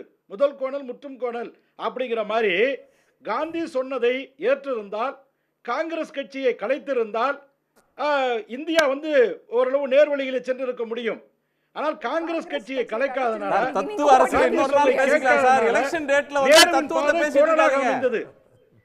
புரட்சி கவிதாசன் தத்துவ விவாதத்தை இன்னொரு நாள் வச்சுக்கலாம். தத்துவ தரிசனம் ஒன்னு இருக்கு, இன்னொரு தேர்தல் களம்ன்ற யதார்த்த அரசியல்ல தமிழ்நாட்டுல யார் முந்துகிறாங்க? இப்போ தேர்தல் நீங்க எங்க இருக்கீங்க? நீங்க தேர்தல் சம்பந்தமா இன்றைக்கு சமூக வலைதளங்களுடைய பொற்காலம், ஊடகங்களுடைய பொற்காலம், பிரிண்ட் மீடியா, அது மாதிரி விஷுவல் மீடியாவுடைய பொற்காலம். இன்னைக்கு தகவல் தொடர்பு பொற்காலம்னு சொல்லலாம். அதனால இந்த 15 நாள் அவகாசமே தேவையில்லை. நீங்க தொடர்ந்து மோடியை புழுதி அள்ளி போட்டிக்கிட்டு தான் இருக்கீங்க. நீங்க மோடிக்கு பிஜேபிக்கு எதிராக சமூக வலைதளம் தமிழ்நாட்டுல மட்டும்தான் இருக்கா? உத்தரப்பிரதேசம், பீகார், வெஸ்ட் பெங்கால்ல சமூக வலைதளம் இல்லையா? அவங்களுக்கு ஏப்ரல் 29 தேர்தல் நடத்திட்டு போலாமே. ஏப்ரல் 19 ஏன் ஜூன் 1 வரல? ஏப்ரல் 19ஆம் தேதி ஓட்டு போட்டுட்டு ஜூன் 1 வரையிலும் 7 ஒரே நாடு சார், அதான் ஒரே நாடு ஒரே தேர்தல் சொல்ல போறதே சொன்னதே அதுக்கு தான். சோ தமிழ்நாட்டுல தென்னிந்தியால திராவிட இயக்கங்களால ஒரு பொற்காலம் வந்திருக்கு. சோஷியல் மீடியா ஒரே தேர்தல் அப்படிங்கிற மிகப்பெரிய சீர்திருத்தத்தை நோக்கி நாங்க பாய்ந்து ஒரு கொண்டிருக்கிறோம். மாநிலத்துல ஏன்னா கூட நீங்க இப்ப ஒரு உங்க ஃபேஸ் வசதிக்கு நடத்த மாட்டீங்க ஏற்றபடி சார். ஒரு 6 நாட்டுல கட்டமா எப்படி 7 நீங்க கட்டமா ஒரு நாடு ஒரு எலெக்ஷன் சொல்றீங்க? நீங்க தேர்தல் ஆணையத்துல முறையீடு செய்யுங்க. சார், எனக்கு உங்ககிட்ட ஒரு கேள்வி இருக்கு. நீங்க பாஜகல இருந்து வந்திருக்கீங்க. நான் உங்க வந்து எலெக்ஷன் கமிஷன்ல இருந்து வந்திருக்கீங்கன்னு சொல்லல. எனக்கு உங்ககிட்ட ஒரு கேள்வி இருக்கு. அந்த கேள்விக்கான பதில் கிடைக்குமா? தேர்தலை வந்து ஒரே நாடு ஒரே தேர்தல் என்பது அது இன்னொரு விவாதம் சார். ஒரே நாடு ஒரே தேர்தல் இன்னொரு விவாதம். நேரு நல்லவரா கெட்டவராங்கிறது இன்னொரு விவாதம். சீக்கிரமா நடப்பு அரசியல் தேர்தல் அரசியலுக்கு வாங்க சார். உலகத்திற்கு ஏன்னா சார் அதாவதுங்க சாதாரண தரக்கடைக்காரன் இன்னைக்கு QR கோடு வச்சு வியாபாரம் பண்றான். சாதாரண பெட்டி கடைக்காரன், சாதாரணமாக இட்லி சுடுற அம்மா, அது மாதிரி கீரை விற்கிற அம்மா, அது மாதிரி வடை சுடுற ஐயா, சம்சா விற்கிற வியாபாரி எல்லாம் கூட QR கோடு வச்சுக்கிட்டு இன்னைக்கு ஃபோன்பேயில் பண்ணிக்கிட்டு இருக்கான். காலம் மாறிடுச்சுங்க, காட்சிகள்லாம் மாறிடுச்சுங்க. நீங்க பார்த்த பழைய இந்தியா அது கிடையாதுங்க, மோடி இந்தியாங்க.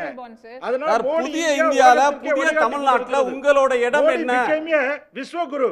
அதனால மோடி விஸ்வகுருவாக உலகத்தின் குருவாக இந்தியாவை உயர்த்தி கொண்டிருக்கிறார். விஸ்வகுருவா இருந்தவர் தான் மணிப்பூருக்கு ஒரு வாட்டி கூட போகலையா சார்? வலிமையான பாரதம் இருக்கு.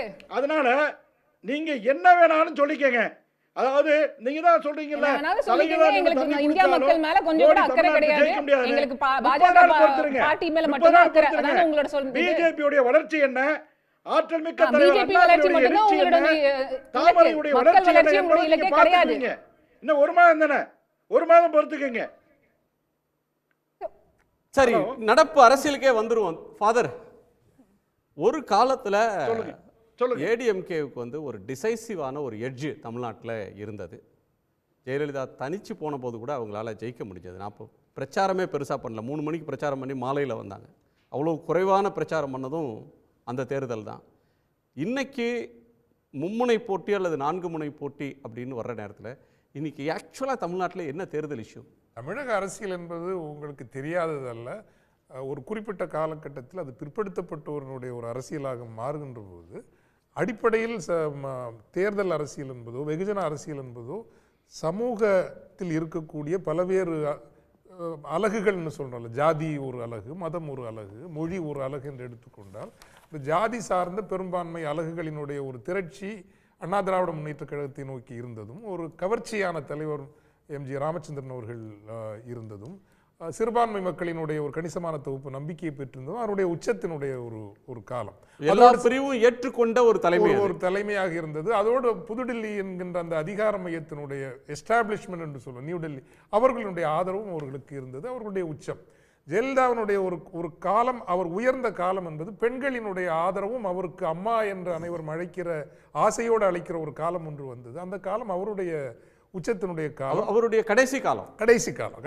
அவருடைய 91 அந்த இடத்தை அவர் பிடிக்கல, உறுதியா பிடிக்கல. பிற்காலத்தில் அவருக்கு அந்த அது வந்தது. அதுவும் புதுடில்லி சர்வாதிகாரத்தை எதிர்த்து நின்றார் என்கின்ற ஒரு தோற்றமும் அவருக்கு அது உதவியது. அந்த கடைசி காலம் மாநில உரிமைக்கு குரல் கொடுத்த ஒருவர் என்பது அவருக்கு ரொம்ப உதவிச்சது. இப்போ நீங்க பெண்களை பற்றி விவாதம் வந்தனால், நாங்கள் கள ஆய்வு அடிக்கடி செய்து கொண்டிருக்கின்ற காரணத்தினால் ஒரு 2-3 காரணங்களால் பெண்கள் வாக்கு என்பது ஒரு தொகுப்பு திராவிட முன்னேற்ற கழகத்திற்கு நகர்ந்திருக்கிறது, மறுக்கவே முடியாது. ஒன்று, திரு மு.க. ஸ்டாலின் அவர்களினுடைய ஒரு என்ன சொல்றது, ஒரு காம் பாலிடிக்ஸ்ங்கிறது, அமைதியான அரசியலுங்கிறது, மெச்சூர் ஒரு லீடர்ஷிப்புங்கிற ஒரு இமேஜ் வந்து டெஃபினட்டாக இருக்குது. ஒரு முதிர்ச்சியான தலைமை, அடாவடித்தனமான அரசியல் இல்லை என்பது அவருக்கு ப்ளஸ்ஸாக இருக்குது. இன்னும் 2 விஷயம்தான் அதிகமாக மக்கள் மத்தியில் ஈர்ப்பை ஏற்படுத்தி இருக்கிறது. ஒன்று, பெண்களுக்காக பெண்களை மையப்படுத்தி இந்த அரசு முன்னெடுத்திருக்கிற திட்டங்களும், மாணவ சமூகத்தையும் இளைஞர்களையும் மையப்படுத்தி முன்னெடுத்திருக்கிற திட்டங்களும், ஒரு சில காரணங்களால் அவர்களுக்கு ஏற்பட்டிருக்கக்கூடிய வாக்கு இழப்பை கூட இதுதான் வந்து சரி செய்து எங்களுடைய ஆய்வில் தெளிவாக தெரியுது. அதனால் மகளிர் உரிமை தொகையில் 1,15,00,000 பேருக்கு பணம் கொடுக்கறது, ஆட்சிக்கு வந்த முதல் நாள்லேருந்து அரசு பேருந்துகளில் பெண்களுக்கு கட்டணமில்லா பயணம், இலவச பயணம் அப்படின்ற ஒன்று, புதுமை பெண் கல்லூரி மாணவிகளுக்கு கொடுத்த பணம், காலை சிற்றுண்டின்றது எசென்ஷியலாக குழந்தைகளுக்கு அப்படின்னு சொன்னாலும் இன்டைரக்ட் பெனிஃபிஷரிஸ் வந்து குடும்ப தலைவிகள் தான். இல்லை, மாணவர்களை நோக்கிய பல திட்டங்கள் பெற்றோர்களினுடைய வரவேற்பை பெற்று அது வந்து ஒரு அரசு திட்டங்கள் வந்து ஓட்டா மாறுதுன்றீங்களா? உறுதியாக 2% அது பெரிய ஷிஃப்ட்டுங்க. 2% ஒரு நகர்வு என்பதே மிக முக்கியமான நகர்வு. அது வந்து திராவிட முன்னேற்ற கழகத்திற்கு சாதகமாக வந்திருக்கிறது. என்ன அண்ணா திராவிட முன்னேற்ற கழகத்தின் முன்னால் இருக்கக்கூடிய சவால் என்பது என்று அதற்கென்று இருக்கக்கூடிய அந்த வாக்கு வங்கி சிதையாமல் தான் இருக்கிறது. ஐயா எடப்பாடி அவர்கள் இன்னும் நெகிழ்வாகவும் நீக்குப்போக்காகவும் ஓபிஎஸ் அவர்களையோ தினகரன் அவர்களையோ leader has to reach out. என்னுடைய நிலை இந்த இடத்துல அகாமடேட் இந்த இடத்துல தான் நிக்குது என்னுடைய வாக்கு வங்கி. பாராளுமன்ற தேர்தலில் சிறுபான்மையினர் நகர்ந்து வரப்போவதே இல்லை, அது நடக்கப் போவதில்லை. ஒருவேளை சட்டப்பேரவையில் ஒரு சிறு தொகுப்பினர் நகர்ந்து வரலாம், இதே நிலைப்பாட்டை அவர் தொடர்ந்தார் என்றால். ஆனால் பாராளுமன்ற தேர்தல் என்பது it is vertically polarised election. Ravindran Duraisamy அவர்கள் சொன்னதை போல மொழிவழி சிறுபான்மையினரும் அதிகமாக திராவிட முன்னேற்ற கழகத்தின் பக்கம் தான் அதிகமாக நகர்ந்து இருக்கிறார்கள். எனவே இட் இஸ் அ ஃபர்மிடபிள் காம்பினேஷன்ங்கிறப்போ அவர் அக்காமடேட் பண்ணுறதுக்கான வில்லிங்னஸ் இல்லைங்கிறனால தான் அந்த கட்சி ஒரு தேக்க நிலையில் இருக்கிறதை தவிர அதனுடைய கட்சி கட்டமைப்பு நீங்கள் அழகாக சொன்னீங்க, எந்த முக்கியமான தலைவர்களோ எந்த முக்கியமான பாராளுமன்ற உறுப்பினர்களோ அந்த கட்சி கூடாரத்தை விட்டு கலைந்து போய்விடவில்லை அல்லவா. அதனால அந்த கட்சி ஏதோ கலைந்து போய் ஒன்றுமில்லாமல் போய்விட. அதாவது ஒரு கட்சிக்கு அடிப்படை கட்டமைப்பு இருக்கு, அதனுடைய ஓட்டு இருக்கு. புதிதா ஓட்டு போட வரக்கூடியவங்களை வசீகரிக்கக்கூடிய தலைமை ஒன்று வேணும். புதுசா வரக்கூடியவங்களை அட்ராக்ட் பண்ணணும் அந்த தலைமை. ஒரு ஆட்சியின் மீது அதிருப்தி இருந்ததுன்னா அந்த ஓட்டு தனக்கு தான் வரணும் அப்படின்றதற்கான பொசிஷனிங் அப்படின்ற ஒன்றும் இம்பார்ட்டன்ட். அந்த இரண்டும் அங்கே மிஸ் ஆகுதா? எல்லா கட்சிகளுமே மிஸ் ஆகுது. அது ஏடிஎம்கேயோட ப்ராப்ளம் மட்டும் இல்லை, அது ஏடிஎம்கே ப்ராப்ளம் இல்லை. நீங்கள் புதிது என்று சொல்லக்கூடிய இளம் வாக்காளர்கள் அல்லது எப்போதுமே மாற்றம் வேண்டும் என்று எண்ணிக்கொண்டிருப்பார்கள் அல்லவா. நீங்கள் அந்த தொகுப்பை பற்றி நம்ம பேச மாட்டேங்கிறோம். எப்போதுமே மாற்றம் வேண்டும். மூப்பனார் வந்தா ஓட்டு போடுறது, மூப்பனார் ஓட்டு போடுவாங்க, விஜயகாந்த் வந்தா விஜயகாந்த் ஓட்டு போடுவாங்க, கமலஹாசன் வந்தா கமலஹாசன் ஓட்டு போடுவாங்க. இந்த முறை அப்படி யாரும் இல்லாத காரணத்தினால் ஒரு வேளை கொஞ்சம் பிஜேபி. அது தமிழ்நாட்டை பொறுத்தவரை சிங்கிள் டிஜிட் தானே. அந்த ஓட்டு எப்பவும் 10% மூப்பனாரே பெறல. மொமெண்டம் கிடைச்சுன்னா 14-15 வரைக்கும் வருதுங்க. ஒரு மொமெண்டம் கிடைச்சதுன்னா இப்போ விஜயகாந்த் காலத்தில் இல்லைங்கிற ஒரு சிங்கிள் மொமெண்டம் வருது. கமலுக்கும் ஓரளவுக்கு வந்தது, பட் அதை அவர் சிதற விட்டார்னு வச்சுக்கோங்களேன். ஸோ நம்ம அதை கடந்து நீங்கள் மாற்ற வேண்டும் என்று விரும்புகிற இளம் சமூகத்தினர் இட் இஸ் ஹைலி ஃபிக்கிள் மைண்டட்னு அவங்க இன்னைக்கு ஒரு கருத்தாக இருப்பாங்க, நாளைக்கு இன்னொரு கருத்தை மாற்றிடுவாங்க. ஸோ அதை நீங்கள் நிரந்தர ஒரு மாற்றம் தேடுகிற ஒரு தொகுப்பு என்று நாம் கருத முடியாது. திரு ரவீந்திரன் சார், திரு கெஸ்பர் அவர்கள் சொல்கிறப்ப ஒரு கருத்து சொல்கிறாரு, அரசாங்கத்தினுடைய திட்டங்கள் பெண்களை மையப்படுத்தி வச்ச திட்டங்கள் ஒரு பாசிட்டிவ் இமேஜை முதலமைச்சருக்கு தந்திருக்கு, ஒரு மெச்சூர்ட் லீடர் அப்படின்னு அவர் எமர்ஜ் ஆகியிருக்கிறாரு, பெண்களை ரீச் அவுட் பண்ணியிருக்காங்க, அதனால் ஒரு ஓட்டு சதவீதம் கூடுதுன்றாரு. என்னுடைய அடிப்படை கேள்வின்றது, எவ்வளவு பிரமாதமான திட்டங்களை போட்டாலும் ஒரு ஆட்சி அப்படின்னு வருகிற போது ஒரு ஆட்சி தேர்தலை எதிர்கொள்கிறப்ப சாதனைகள் அப்படின்றது முன்னிறுத்தப்பட்டு அது பேசப்பட்டு அதனால் வரக்கூடிய வாக்குகளை விட ரெட்டாரிக், அரசியல் முழக்கம், எந்த இடத்துல நின்று எந்த அரசியலை பேசுகிறோம் அப்படின்ற ஒன்று தான் வாக்காளர்களை வசீகரிக்கக்கூடிய ஒன்றாக இருந்திருக்கு. 96 to 2001 பிரமாதமான ஒரு ஆட்சின்னு இன்றைக்கும் சொல்லக்கூடிய ஒரு ஆட்சி கலைஞர் ஆட்சி. ஆனால் 2001 அவர் வெற்றியை பெற முடியல. இந்த திட்டங்கள் ஒரு ஓட்டை கன்வெர்ட் பண்ணி கொடுக்குது அப்படின்ற ஒன்றை நீங்கள் ஏற்றுக்கொள்கிறீங்களா? பாயிண்ட் நம்பர் 2, இந்த தேர்தலில் இன்னைக்கு தேதிக்கு இன்னிலிருந்து ஒரு 30 நாள் தேர்தல் பரப்புரை நடக்கும், 33வது நாள் தேர்தல் பிரச்சாரம். இந்த 30 நாளில் தமிழ்நாட்டில் இந்த தேர்தலை தீர்மானிக்கக்கூடிய இஷ்யூவாக எதை பார்க்குறீங்க? மல்டிபிள் ஃபேக்டர்ஸில் மக்கள் வாக்களிக்கிறாங்க. அதில் இவர் ரவி குழந்தைவேல் சொன்ன அதுவும் ஒரு ஃபேக்டர், நெகட்டிவ் ஃபேக்டரில் வருது. ஃபாதர் சொன்னது பாசிட்டிவ் ஃபேக்டரில் வருது. ஆனால் திமுக அரசு ஆட்சி செய்த போது நடந்த 1999ஆம் ஆண்டு மக்களவைத் தேர்தலில் ஆளுங்கட்சிக்கு எதிர்ப்பு எதுவுமே பிரதிபலிக்கலை. நீங்கள் அது 2009ஆம் ஆண்டும் திமுக கார்கில் போர் நடந்து அந்த வெளிச்சத்தில் ஒரு தேசபக்த வெளிச்சம் அப்போ ஓடிச்சு. அப்போவும் அதுதானே நான் சொல்றது, நீங்கள் என்டால்ஸ் பண்ணுறீங்க. 98ல் கோவை குண்டு வெடிப்பில் ஒரு பலமான கூட்டணியில் தோத்த திமுக அணி 99ல் ஜெயிக்குதுன்னா ஆளுங்கட்சிக்கு எதிர்ப்புங்கிறது, ஆட்சிக்கு மாநில ஆளுங்கட்சிக்கு எதிர்ப்புங்கிறது மேட்டர் அல்லங்கிறத தான் நான் சொல்ல வர்றேன். நீங்கள் அதை கார்கில்னு சொல்லி அதை என்டால்ஸ் பண்ணுறீங்க, நன்றி. அதே மாதிரி 2009ஆம் ஆண்டு நடந்த திமுக ஆட்சி அதிகாரத்தில் இருந்தபோது நடந்த மக்களவைத் தேர்தலில் காங்கிரஸ் கட்சி இங்கே போட்டியிட்ட 15 இடங்களில் 8 இடங்களில் தோல்வி அடைஞ்சது. அதே வேளையில் திமுக கழகம் அவங்க அதிக இடங்களில் போட்டியிட்டாங்க. தென்சென்னை, திருவள்ளூர், பொள்ளாச்சி, தென் கரூர் 4 இடங்களில் மட்டும்தான் தோல்வி அடைஞ்சாங்கன்னா திமுகவுக்கு எதிராக ஆளுங்கட்சிக்கு எதிரான எந்த எதிர்ப்பும் அவங்க ஆட்சி அதிகாரத்தில் இருக்கும்போது பிரதிபலிக்கலை. அதற்காக நான் இருக்கு இல்லைங்கிறதுல ஃபாதர் கருத்துக்கோ ரவி குழந்தைவேல் கருத்துக்கோ உள்ள நான் போக விரும்பலை. ரிஃப்ளெக்ட் ஆகலை, 99லையும் ரிஃப்ளெக்ட் ஆகலை, 2009 ரிஃப்ளெக்ட் ஆகலை. இங்கே நடக்கிறது மக்களவை தேர்தல். ஆப்பிள் வேற ஆரஞ்சு வேற. எடப்பாடி பழனிசாமியை நான் 10% அதிகம் எடுத்தாருன்னு சொன்னேன். ரவி குழந்தைகளுக்கு 10% பெயர்வாரோங்கிற அச்சத்தில் நான் 10% சொன்ன மாதிரி அவரே மிகப்பெரிய ஒரு அச்ச உணர்வில் நான் சொன்னதா அவர் சொல்றாரு. இது மக்களவை தேர்தல். சட்டமன்றத்தில் 10% எடுத்தாரு எடப்பாடி பழனிசாமி மோடியை விட. மோடி எதிர்ப்பு இங்கே எக்கச்சக்கம் அதிகம். ஃபாதர் சொல்லக்கூடிய அந்த 18% வாக்காளர்களும் மோடிக்கு எதிராக தான் இருக்கிறாங்க. அதனால தான் திமுக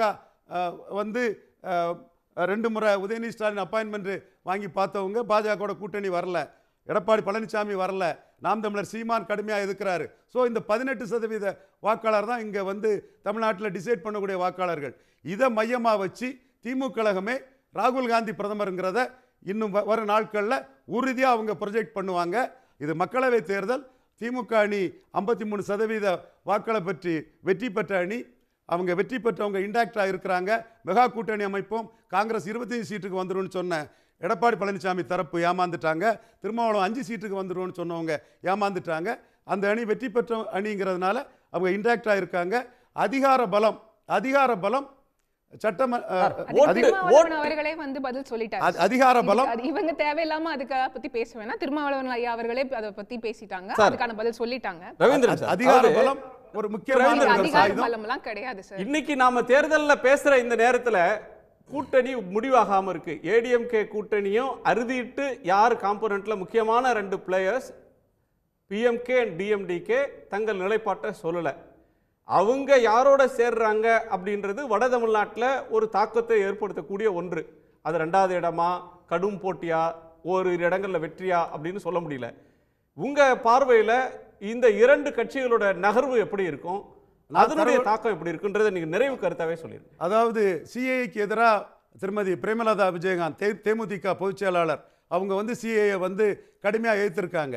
இன்னைக்கு அதிமுக ஸ்டாண்டோட அது என்டால்ஸ் பண்ணி இருக்கிறதுனால அவங்க அதிமுக கூட கூட்டணி போகிறதுக்கான வாய்ப்புகள் பிரகாசமாக இருக்குது.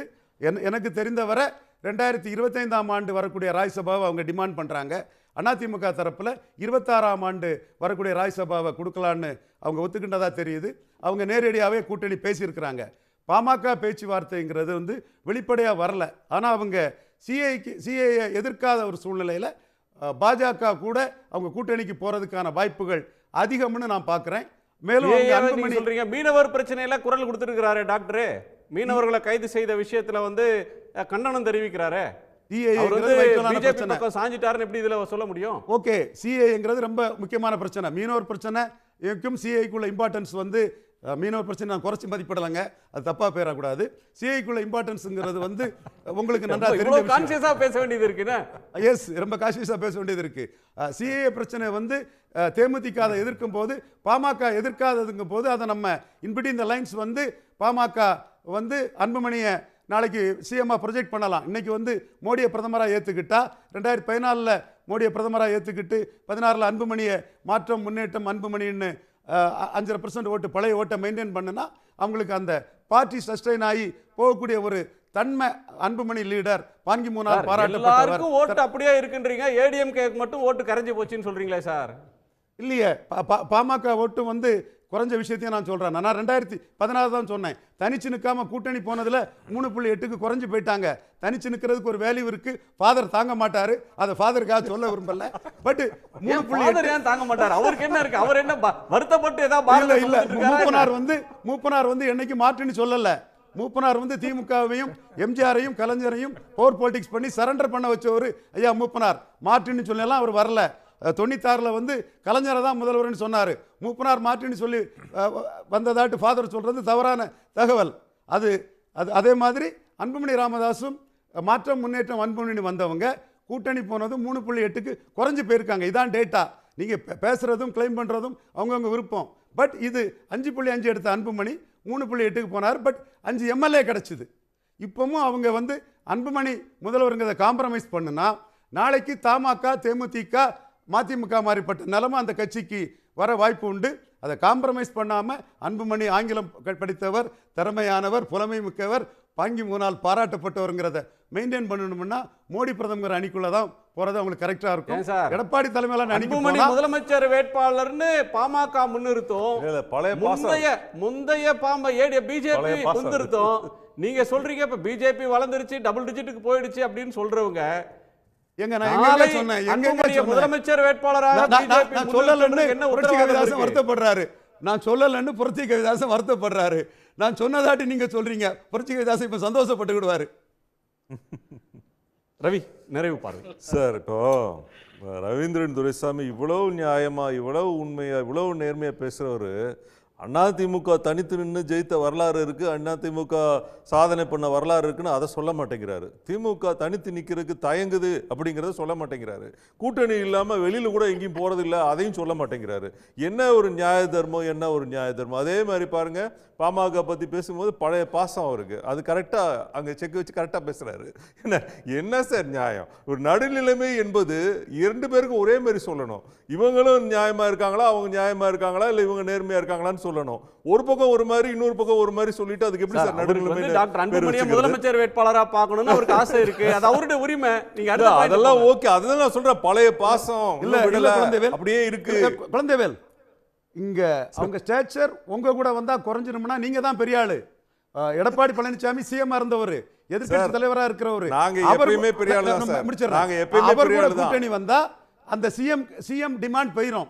இங்க மோடி பின்னாடி நிக்கிறதுல சிஎம் டிமாண்ட் சஸ்டைன் ஆகுன்னு தான் நான் சொல்றேன். அப்போ உங்களை பெரிய ஆளா தான் நான் சொல்றேன் அந்த இடத்துல. எடப்பாடி பழனிசாமியவே முதலமைச்சர் வேட்பாளரா அறிவிங்க, பிரதமரா நாங்க மோதியை ஏத்துக்கிறோம், தமிழ்நாட்டு அடுத்த முதலமைச்சர் பழனிசாமின்னு அறிவிங்க நாங்க கேட்டா அவங்க அறிவிக்கலன்னு திண்டுக்கல் சீனிவாசனும் செல்லூர் ராஜுவும் பேசுறாங்க. எடப்பாடி பழனிசாமி அவர்களையே ஏடிஎம்கே மாதிரி ஒரு பெரிய கட்சியவே லெஃப்ட் ஹேண்ட்ல டீல் பண்ற பிஜேபி லீடர்ஷிப் பிஎம்கேவுக்கு அந்த இடத்தை கொடுத்துருவாங்களா? அது கொடுக்க வேண்டிய அவசியம் இல்லை.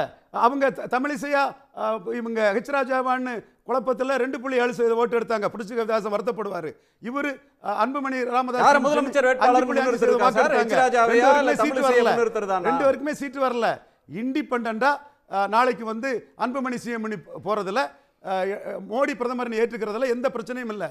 அதே வேளை எடப்பாடி பழனிசாமியை கூட்டணிக்குள்ள போனா அவர் சிஎம் இருந்தவர், எதிர்க்கட்சி தலைவராக இருக்கிறவர், அங்க வந்து அவங்களுக்கு 26ல சிஎம் அது நான் நெகோஷியபிள் சார். ஏடிஎம்கே அசெம்பிளி எலெக்ஷனுக்கு போச்சுனா யார் கூட்டணிக்கு வந்தாலும் ஏடிஎம்கே தலைமை ஏற்றுக்கொள்ளணும், அவங்க சீஃப் மினிஸ்டர் கேண்டிடேட்டை ஏற்றுக்கொள்ளணும் கூட்டணி. இல்லன்னா யார் ஏற்றுக்கொள்வா, எந்த கட்சி ஏற்றுக்கொள்ளும்? அதனால தான் சிஐ எதிர்த்து அறிக்கை விடாம அசாண்டேட் மோடி பிரதமர்ங்கிற அணிக்குள்ள நிற்கிறாங்கங்கிற செய்திகளும் வருது. அதை நோக்கி தான் அவங்க நிற்கிறது மாதிரியும் தெரியுது. ஃபைனலா ஏதோ ராஜதந்திரம் இருக்குன்றீங்க. சரி, திரு ரவி, நிறைவு பார்வை. சார், அதாவது ரவீந்திரன் துரைசாமி நியாயமா சொல்லணும்னா அதிமுக பிளஸ் மைனஸை பத்தி பேசுற மாதிரி திமுகவோட பிளஸ் மைனஸ் பத்தியும் பேசணும். திமுகவை பத்தி எதுவுமே பேச மாட்டேங்கிறாரு. இவ்வளோ இஷ்யூஸ் போயிட்டு இருக்கு, ட்ரக் மாஃபியாங்கிற இஷ்யூஸ் போயிட்டு இருக்கு, சட்டம் ஒழுங்கு பிரச்சனை இருக்கு, விலைவாசி உயர்வு இருக்கு, அவ்வளவு பிரச்சனை இருக்கு. அதை பத்திலாம் சொல்ல மாட்டேங்கிறாரு. நாளைக்கு வந்து இந்த கூட்டணி இல்லைன்னா கூட அதிமுக ஜெயிக்கும், தாக்கு பிடிக்கும், ஃபைட் கொடுக்கும். ஆனா திமுக வந்து அந்த நிலைமை இல்ல. திமுக வந்து கூட்டணி இல்லாம ஒரு இன்ச்சு கூட நகர்றது இல்ல அப்படிங்கிற. ஒரு நிமிஷம் அந்த வந்து நடுநிலைமையா நீங்க அதை சொல்லணும். இதற்கு முன்பு நீங்க எல்லா சரித்திரத்தையும் சொல்றீங்க, பர்சன்டேஜ் சொல்றீங்க, ஜாதி வாரி கணக்கெடுப்பு சொல்றீங்க, எல்லாம் சொல்றீங்க. ஏன் இதை மட்டும் ஏன் சொல்ல மாட்டேங்கிறீங்க? அந்த இடத்துல மட்டும் ஏன் ஓர வஞ்சனையா நடந்துக்கிறீங்க? சரி, நீங்க நடுநிலைமையா சொல்றதா இருந்தா அதிமுக அந்த வரலாறு இருக்கு, திமுக அந்த வரலாறு இல்ல, திமுக வந்து கூட்டணி இல்லாம வெளியே வர்றது இல்ல, அவர் சொல்றது உண்மை அப்படின்னு சொல்லுங்க. சரி, இதே உங்க நிறைவு பார்வை எடுத்துக்கலாமா? நன்றி. நீங்க சொல்ல விரும்புறீங்களா சார்? அந்த இதெல்லாம் நிறைய குறையெல்லாம் நான் சொல்லிடுறேன். கலைஞரோட நேரடியா வாங்க, விஷயத்தை விட மாட்டாரு. ஜோதி பாஸ் பதில் வேண்டாம், நேரடியான பதில் வேணும். அது அவர் சொன்னது உண்மை, நான் ஒத்துக்கிறேன்னு சொல்லுங்க. நடந்தது அதிர்ச்சியில் அவர் சொல்றாரு, சொல்லட்டு அவர் பாட்டுக்கு சொல்லட்டு. நன்றி நன்றி நன்றி நன்றி. நான் புரட்சி கவிதாசன், உங்க நிறைவு பார்வை. இப்போ நீங்கள் தமிழக முதல்வருடைய 1000 ரூபாய் உரிமை தொகையை பெற்றுக்கொண்ட தமிழ் பெண் தமிழக முதல்வருடைய இலவச பேருந்தில் பயணம் செய்து வீட்டுக்கு வந்த உடனே தமிழக முதல்வர் உலகத்திற்கே புது மாதிரியாக அறிமுகப்படுத்தியுள்ள எலைட் பார், அதாவது பெண்களுக்கான பிரத்யேகமான உலகத்தரம் வாய்ந்த மதுபான கூடம், அதான் எலைட் பார். அந்த பாரில் பெண்கள் குடித்துவிட்டு பள்ளிக்கூடம் செல்லுகிற பெண்கள், கல்லூரி செல்கிற பெண்கள் குடித்துவிட்டு சமூக விரோதிகளாக மாறுவதையும், அதே மாதிரி குடிகார கணவன்கள் சாதாரண டாஸ்மாக் கடையில் குடிச்சிட்டு வந்துட்டு மனைவியை போட்டு சட்டையை துவைக்கிறது மாதிரி துவைக்கிறதையும் இந்த நாடு பார்த்து கொண்டு இருக்கிறது. அவங்களுடைய அடி வயிற்றிலே நெருப்பை அள்ளி வைத்து விட்டு மேலே நீங்கள் தண்ணியை ஊற்றுறதெல்லாம் சரி வராது. எல்லா பெண்களுடைய நெஞ்சங்களிலும் டாஸ்மார்க்குக்கு எதிரான தீ கொழுந்து விட்டு எரிந்து கொண்டு இருக்கிறது. அதே மாதிரி சூழலியல், இன்னைக்கு மணல் மாஃபியாக்கள் அப்படியே காவிரி தாயினுடைய கருவறையே சுரண்டிட்டாங்க. அதனால அதை விவசாயிகள் பார்த்து கொண்டு இருக்கிறார்கள். எல்லாவற்றிற்கும் மேலாக முக்கியமான செய்தி ஈழத்தமிழர்களை பற்றி அம்மா இருங்கம்மா, ஈழத்தமிழர்களை பற்றி இவங்க வந்து நீலிக்கண்ணீர் வடிக்கிறாங்க. நான் வேண்டுகோளாக வைக்கிறேன், தயவு செய்து இந்த தேர்தல் அறிக்கையில் திமுக அதிமுக போன்ற திராவிட கட்சிகள் தமிழ் தேசிய கட்சிகள் எல்லாரும் கடந்து போன ரணம் 2000 இறுதிப் போரின் போது 1.5 லட்சம் தமிழர்கள் கொன்றொழிக்கப்பட்டதற்கு இன்ன வரைக்கும் சர்வதேச அரங்கத்தில் நீதி கிடைக்கவில்லை. அந்த நீதியை பெற்றுக் கொடுப்பது எங்களுடைய தேர்தல் வாக்குறுதி அப்படின்னு தயவு செய்து குறிப்பிடணும். எதையோ பற்றி சிஏஏ பற்றி பேச அடிச்சு உதச்சி விரட்டி வந்தவங்களுக்கு ஆறுதல் தெரிவிக்க வேண்டும், அடைக்கலம் கொடுக்க வேண்டும் சொல்றவங்க ஏண்டா அடிச்சா உதச்ச அவனுக்கு அவனுடைய நாட்டில் சுயமரியாதையும் சுய நிர்ணய உரிமையை கொடுத்துட்டு பேசினா நியாயமா இருக்கும் சார். அதனால இலங்கையிலிருந்து வரக்கூடிய தமிழ் இந்து தமிழர்கள் அகதிகள் அவர்களுக்கு உரிமையை கொடுத்துட்டு நீங்க பேசுனீங்கன்னா நியாயம். அடிச்சு உதச்சிட்டு வர்றவங்க வந்து நார்த் ஈஸ்ட்ல இருக்கிறவங்களுக்கு சொல்லுவீங்க, பாகிஸ்தானுக்கு ஆப்கானிஸ்தானுக்கு சொல்லுவீங்க, தமிழ்நாட்டில் சொல்ல மாட்டீங்கன்னா என்ன சார் அது நியாயம்? அது ஓர வஞ்சனை இல்லையா? ஒரு சட்ட சிக்கல் இருக்கு, நெறியாளர் புரிஞ்சுக்கணும். ஒரு சட்ட சிக்கல் இருக்குங்க. இந்திய அரசியல் வார்த்தெடுத்து அறிவிச்சுடணும். அம்பேத்கர் என்ன சொல்றாருன்னா, இந்து மதத்துடைய பிரான்ச்சா தான் புத்த மதத்தையும் பார்க்கிறாரு.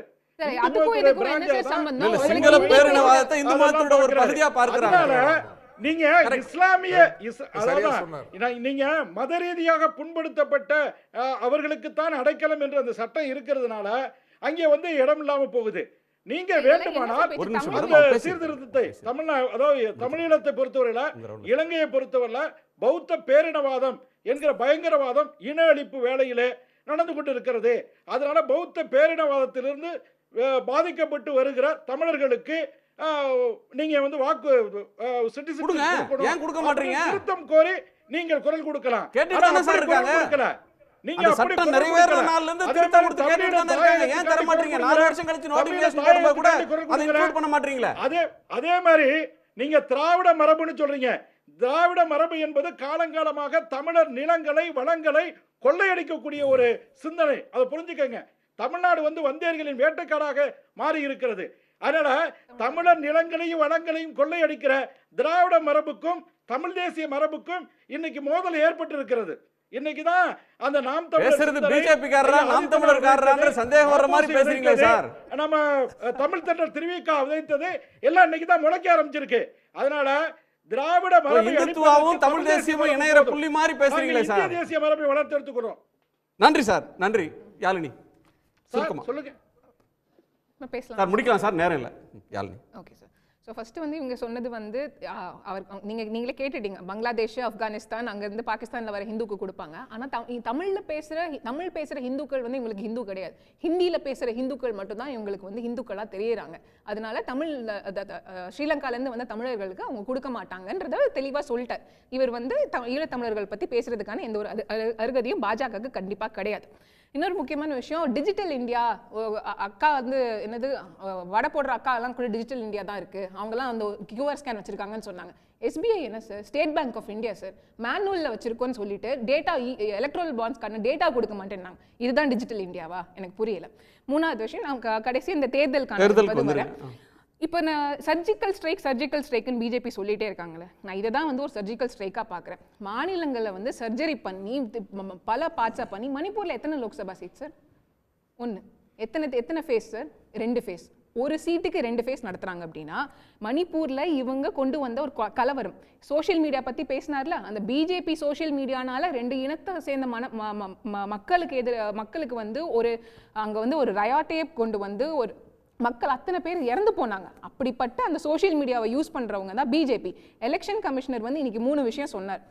மிஸ்இன்ஃபர்மேஷன், பொய்யான செய்திகளை பேசக்கூடாது. 2வது, கெட்ட வார்த்தைகள் பேசக்கூடாது. ஹேட் ஸ்பீச் பேசக்கூடாது. வெறுப்பு பிரச்சாரம் பண்ணக்கூடாது. 3வது ரொம்ப முக்கியமான விஷயம், அட்வர்டைஸ்மெண்ட் அப்படின்ற பேரில் நியூஸுகளெல்லாம் வந்து கொண்டு வந்து காமிக்கக்கூடாது. இது மூணும் பண்ணது யார் அப்படின்னு நம்ம பார்த்தோன்னா பிஜேபி, முழுக்க முழுக்க பிஜேபி தான். அவங்க இதை பண்ணாமல் இருந்தால் போதும் அப்படின்றத நான் பார்க்குறேன். அப்படி கடைசியாக ஒரே ஒரு விஷயம், டிஸ்இன்ஸ்டிடியூஷனலைசேஷன் அப்படின்னு சொல்லுவாங்க. அதாவது இந்த மாதிரி இன்ஸ்டிடியூஷன்ஸ் இருக்குல்ல, இசிஐ, சிபிஐ, அதுக்கப்புறம் எலெக்ஷன் கமிஷன், சிபிஐ, ஐடி, அந்த மாதிரிலாம் இன்ஸ்டிடியூஷன்ஸ் 2002 பார்த்தோம்னா கோத்ரா கலவரத்தில் அப்போ அங்கே குஜராத்தோட அந்த போலீஸ் இன்ஸ்டிடியூஷன் இருக்கு இல்லையா, அதில் என்ன ஆச்சுன்னா அங்கே அந்த கலவரத்தில் இருந்த போலீஸ் மூணு விதமாக பிரிச்சுக்கலாம் சார். அமைதியாக எதுக்குமே இது பண்ணாமல் இருந்தவங்க கண்டினியூ பண்ணாங்க. அங்கே இருக்கிற இஸ்லாமியர்களை வந்து பாதுகாக்கிறதுக்கு ட்ரை பண்ண முஸ்லீம் போலீஸார் மேலே பொய் கேஸுகள், வழக்குகள்லாம் போட்டு அவங்கள வந்து பதவியிலேருந்து எடுத்து பொய் கேஸ்லாம் போட்டாங்க. மூணாவது, அவங்களோட கொள்கை, அவங்களோட அங்கே இன்டென்ஷன் இருந்துச்சு இல்லையா, இஸ்லாமியர்களை வந்து துன்புறுத்தணும், கொல்லணும். அதுக்கு வந்து சாதகமாக இருந்த போலீஸார்களை வந்து அவங்க என்ன பண்ணாங்கன்னா டிஜிஐயாக மாற்றினாங்க, நிறையா ப்ரொமோஷன்ஸ்லாம் கொடுத்தாங்க. அதே தான் இன்னைக்கு எலெக்ஷன் கமிஷனில் நடந்திருக்கு. அருண் கோயல் அவர்கள் வந்து இவங்க சொல்கிற பேச்செல்லாம் கேட்க மாட்டேன்ட்டாரு, ரிசைன் பண்ண வச்சுட்டாங்க. அடுத்து இன்னைக்கு வந்திருக்க கியான் சங்கர் யார் அப்படின்னு பார்த்தோன்னா ஞானேஷ்குமார் வந்து ராம ஜென்ம பூமி ட்ரஸ்ட்டில் வந்து ஒரு பார்ட்னராக இருந்தார், ட்ரஸ்டியாக இருந்தார். இன்னொன்று வந்து அவர் அமித்ஷா கூட வந்து காஷ்மீரில் வந்து அந்த 370 ஆர்டிக்கல் இருக்கு இல்லையா, அதில் வந்து அமித்ஷாவோட அங்கே வந்து ஒர்க் பண்ணார், ஜாயின்ட் செக்ரட்டரியாக இருந்தார் அந்த டைமில். ஸோ இவங்களுக்கு சாதகமான ஆட்களை கொண்டு வந்து அந்த இன்ஸ்டிடியூஷனை வந்து தனிச்சையாக செயல்பட விடாமல் பண்ணுறது தான் பிஜேபி இன்னைக்கு பண்ணி இன்னைக்கு டெமோக்ரஸியே வந்து ஒரு பெரிய கேள்விக்குறியாக இன்னைக்கு வந்து வந்திருக்குன்னா அதுக்கு வந்து பிஜேபி காரணம். அண்ட் அது பயந்து போயிட்டாங்க, அது மக்களுக்கு தெரிஞ்சிருக்குன்றதுனால தான் சவுத்தில் மட்டும்தான் இந்த பிரச்சனைன்னு நினச்சாங்க, நார்த்லேயும் வர ஆரம்பிச்சிச்சுன்னு தெரிஞ்சோடனே வட மாநிலங்கள்லையும் இப்போ பிரித்து சர்ஜரி பண்ணி இப்போ எலெக்ஷனை வந்து பல 7 ஃபேஸ் 5 ஃபேஸ் நடத்திட்டு இருக்காங்க சார். நன்றி. அதாவது முதலில் ஒரு ஈழத்தமிழை பற்றி பேச்சு வந்ததுனால 2014ஆம் ஆண்டிலிருந்து இன்று வரைக்கும் ஒன்றிய அதிகாரம் அவர்களிடம்தான் இருக்கிறது. ஆக குறைந்தபட்ச ஒரு அரசியல் தீர்வை கூட அந்த மக்களுக்கு வாங்கி கொடுக்க முடியவில்லை. அதானிக்காகவும் ஏனைய தங்களுக்கு வேண்டியவர்களுக்காகவும் அங்கு தொழில் வணிக திட்டத்திற்காக சிறப்பு பயணங்கள் எல்லாம் செய்ய முடிந்த ஒரு ஒன்றிய அரசால் ஒரு குறைந்தபட்ச அரசியல் தீர்வை கூட வாங்கி கொடுக்க முடியவில்லை. இங்கு இருக்கக்கூடிய இந்து அகதி மக்களுக்கு அவர்களால் ஒரு குடியுரிமை வழங்க முடியவில்லை என்று சொல்கிறவர்கள் ஈழத்தமிழ் மக்களை பற்றி பேசக்கூடாது, அதுக்கு எந்த யோகியதையும் இல்லை. ஒன்று. ரெண்டாவது, தேர்தலை பற்றி பேசுகின்ற பொழுது ஏதோ வென்று விட்டதாகவும் 400 தொகுதிகளை அவர்கள் கடந்து விட்டதாகவும் காட்சி ஒன்று உருவாக்கப்படுகிறது அல்லவா. 7 கட்டங்களாக நீங்கள் தேர்தலை நடத்துகிறீர்கள் என்பது. ஆனால் பாஜகவை நான் குறைத்து மதிப்பிடவில்லை. அவர்கள் வெற்றி ஒன்றை மட்டுமே இலக்காக கொண்டு ஆண்டு முழுதும் 24 மணி நேரமும் நாளொன்றுக்கு உழைக்கிறவர்கள். எனவே அவர்களை குறைத்து மதிப்பிடவில்லை. அந்த 7 கட்டம் என்பது உத்தரப்பிரதேசம், பீகார், மகாராஷ்டிரம் என்பது அதீத கவனம் என்று எடுத்துக்கொள்ளலாம், ஒரு வகையான பதற்றம், அச்சம் என்றும் எடுத்துக்கொள்ளலாம். எனவே தேர்தல் களம் எல்லோருக்குமானதாகத்தான் இருக்கிறது. எந்த ஒரு அணியும், குறிப்பாக பாஜக வென்று விட்டது போல் ஏற்படுத்தப்படுகின்றது ஒரு பொய்யான ஒரு மாயை. எதிர்கட்சிகள் தன்னம்பிக்கையோடு உழைத்தால் இந்த நாட்டில் ஒரு மாற்றத்தை கொண்டு வர முடியும், அரசியல் சட்டத்தை காப்பாற்ற முடியும் என்பதை 2024 நிரூபிக்க வேண்டும். நன்றி. தேர்தல்ன்றது கட்சிகளும் வேட்பாளர்களும் தலைவர்கள் மட்டும் நடத்துறதில்லை, அதில் கதாநாயகர்களே மக்கள் தான். எதிர்கட்சிகள் செய்யாததை கூட, வேட்பாளர்கள் செய்யாததை கூட மக்கள் சக்தி அப்படின்றது சில நேரத்தில் செய்து காட்டியிருக்கு. இந்திய வரலாறுலேயும் தமிழ்நாட்டு வரலாறுலேயுமே அதுக்கான உதாரணங்கள் இருக்குது. முதல் நாளில் முக்கியமான சில கருத்துக்களை பகிர்ந்து கொண்ட உங்கள் அனைவருக்கும் நன்றி. மீண்டும் சந்திப்போம். இது கேள்விக்களம், மக்களின் மேடை.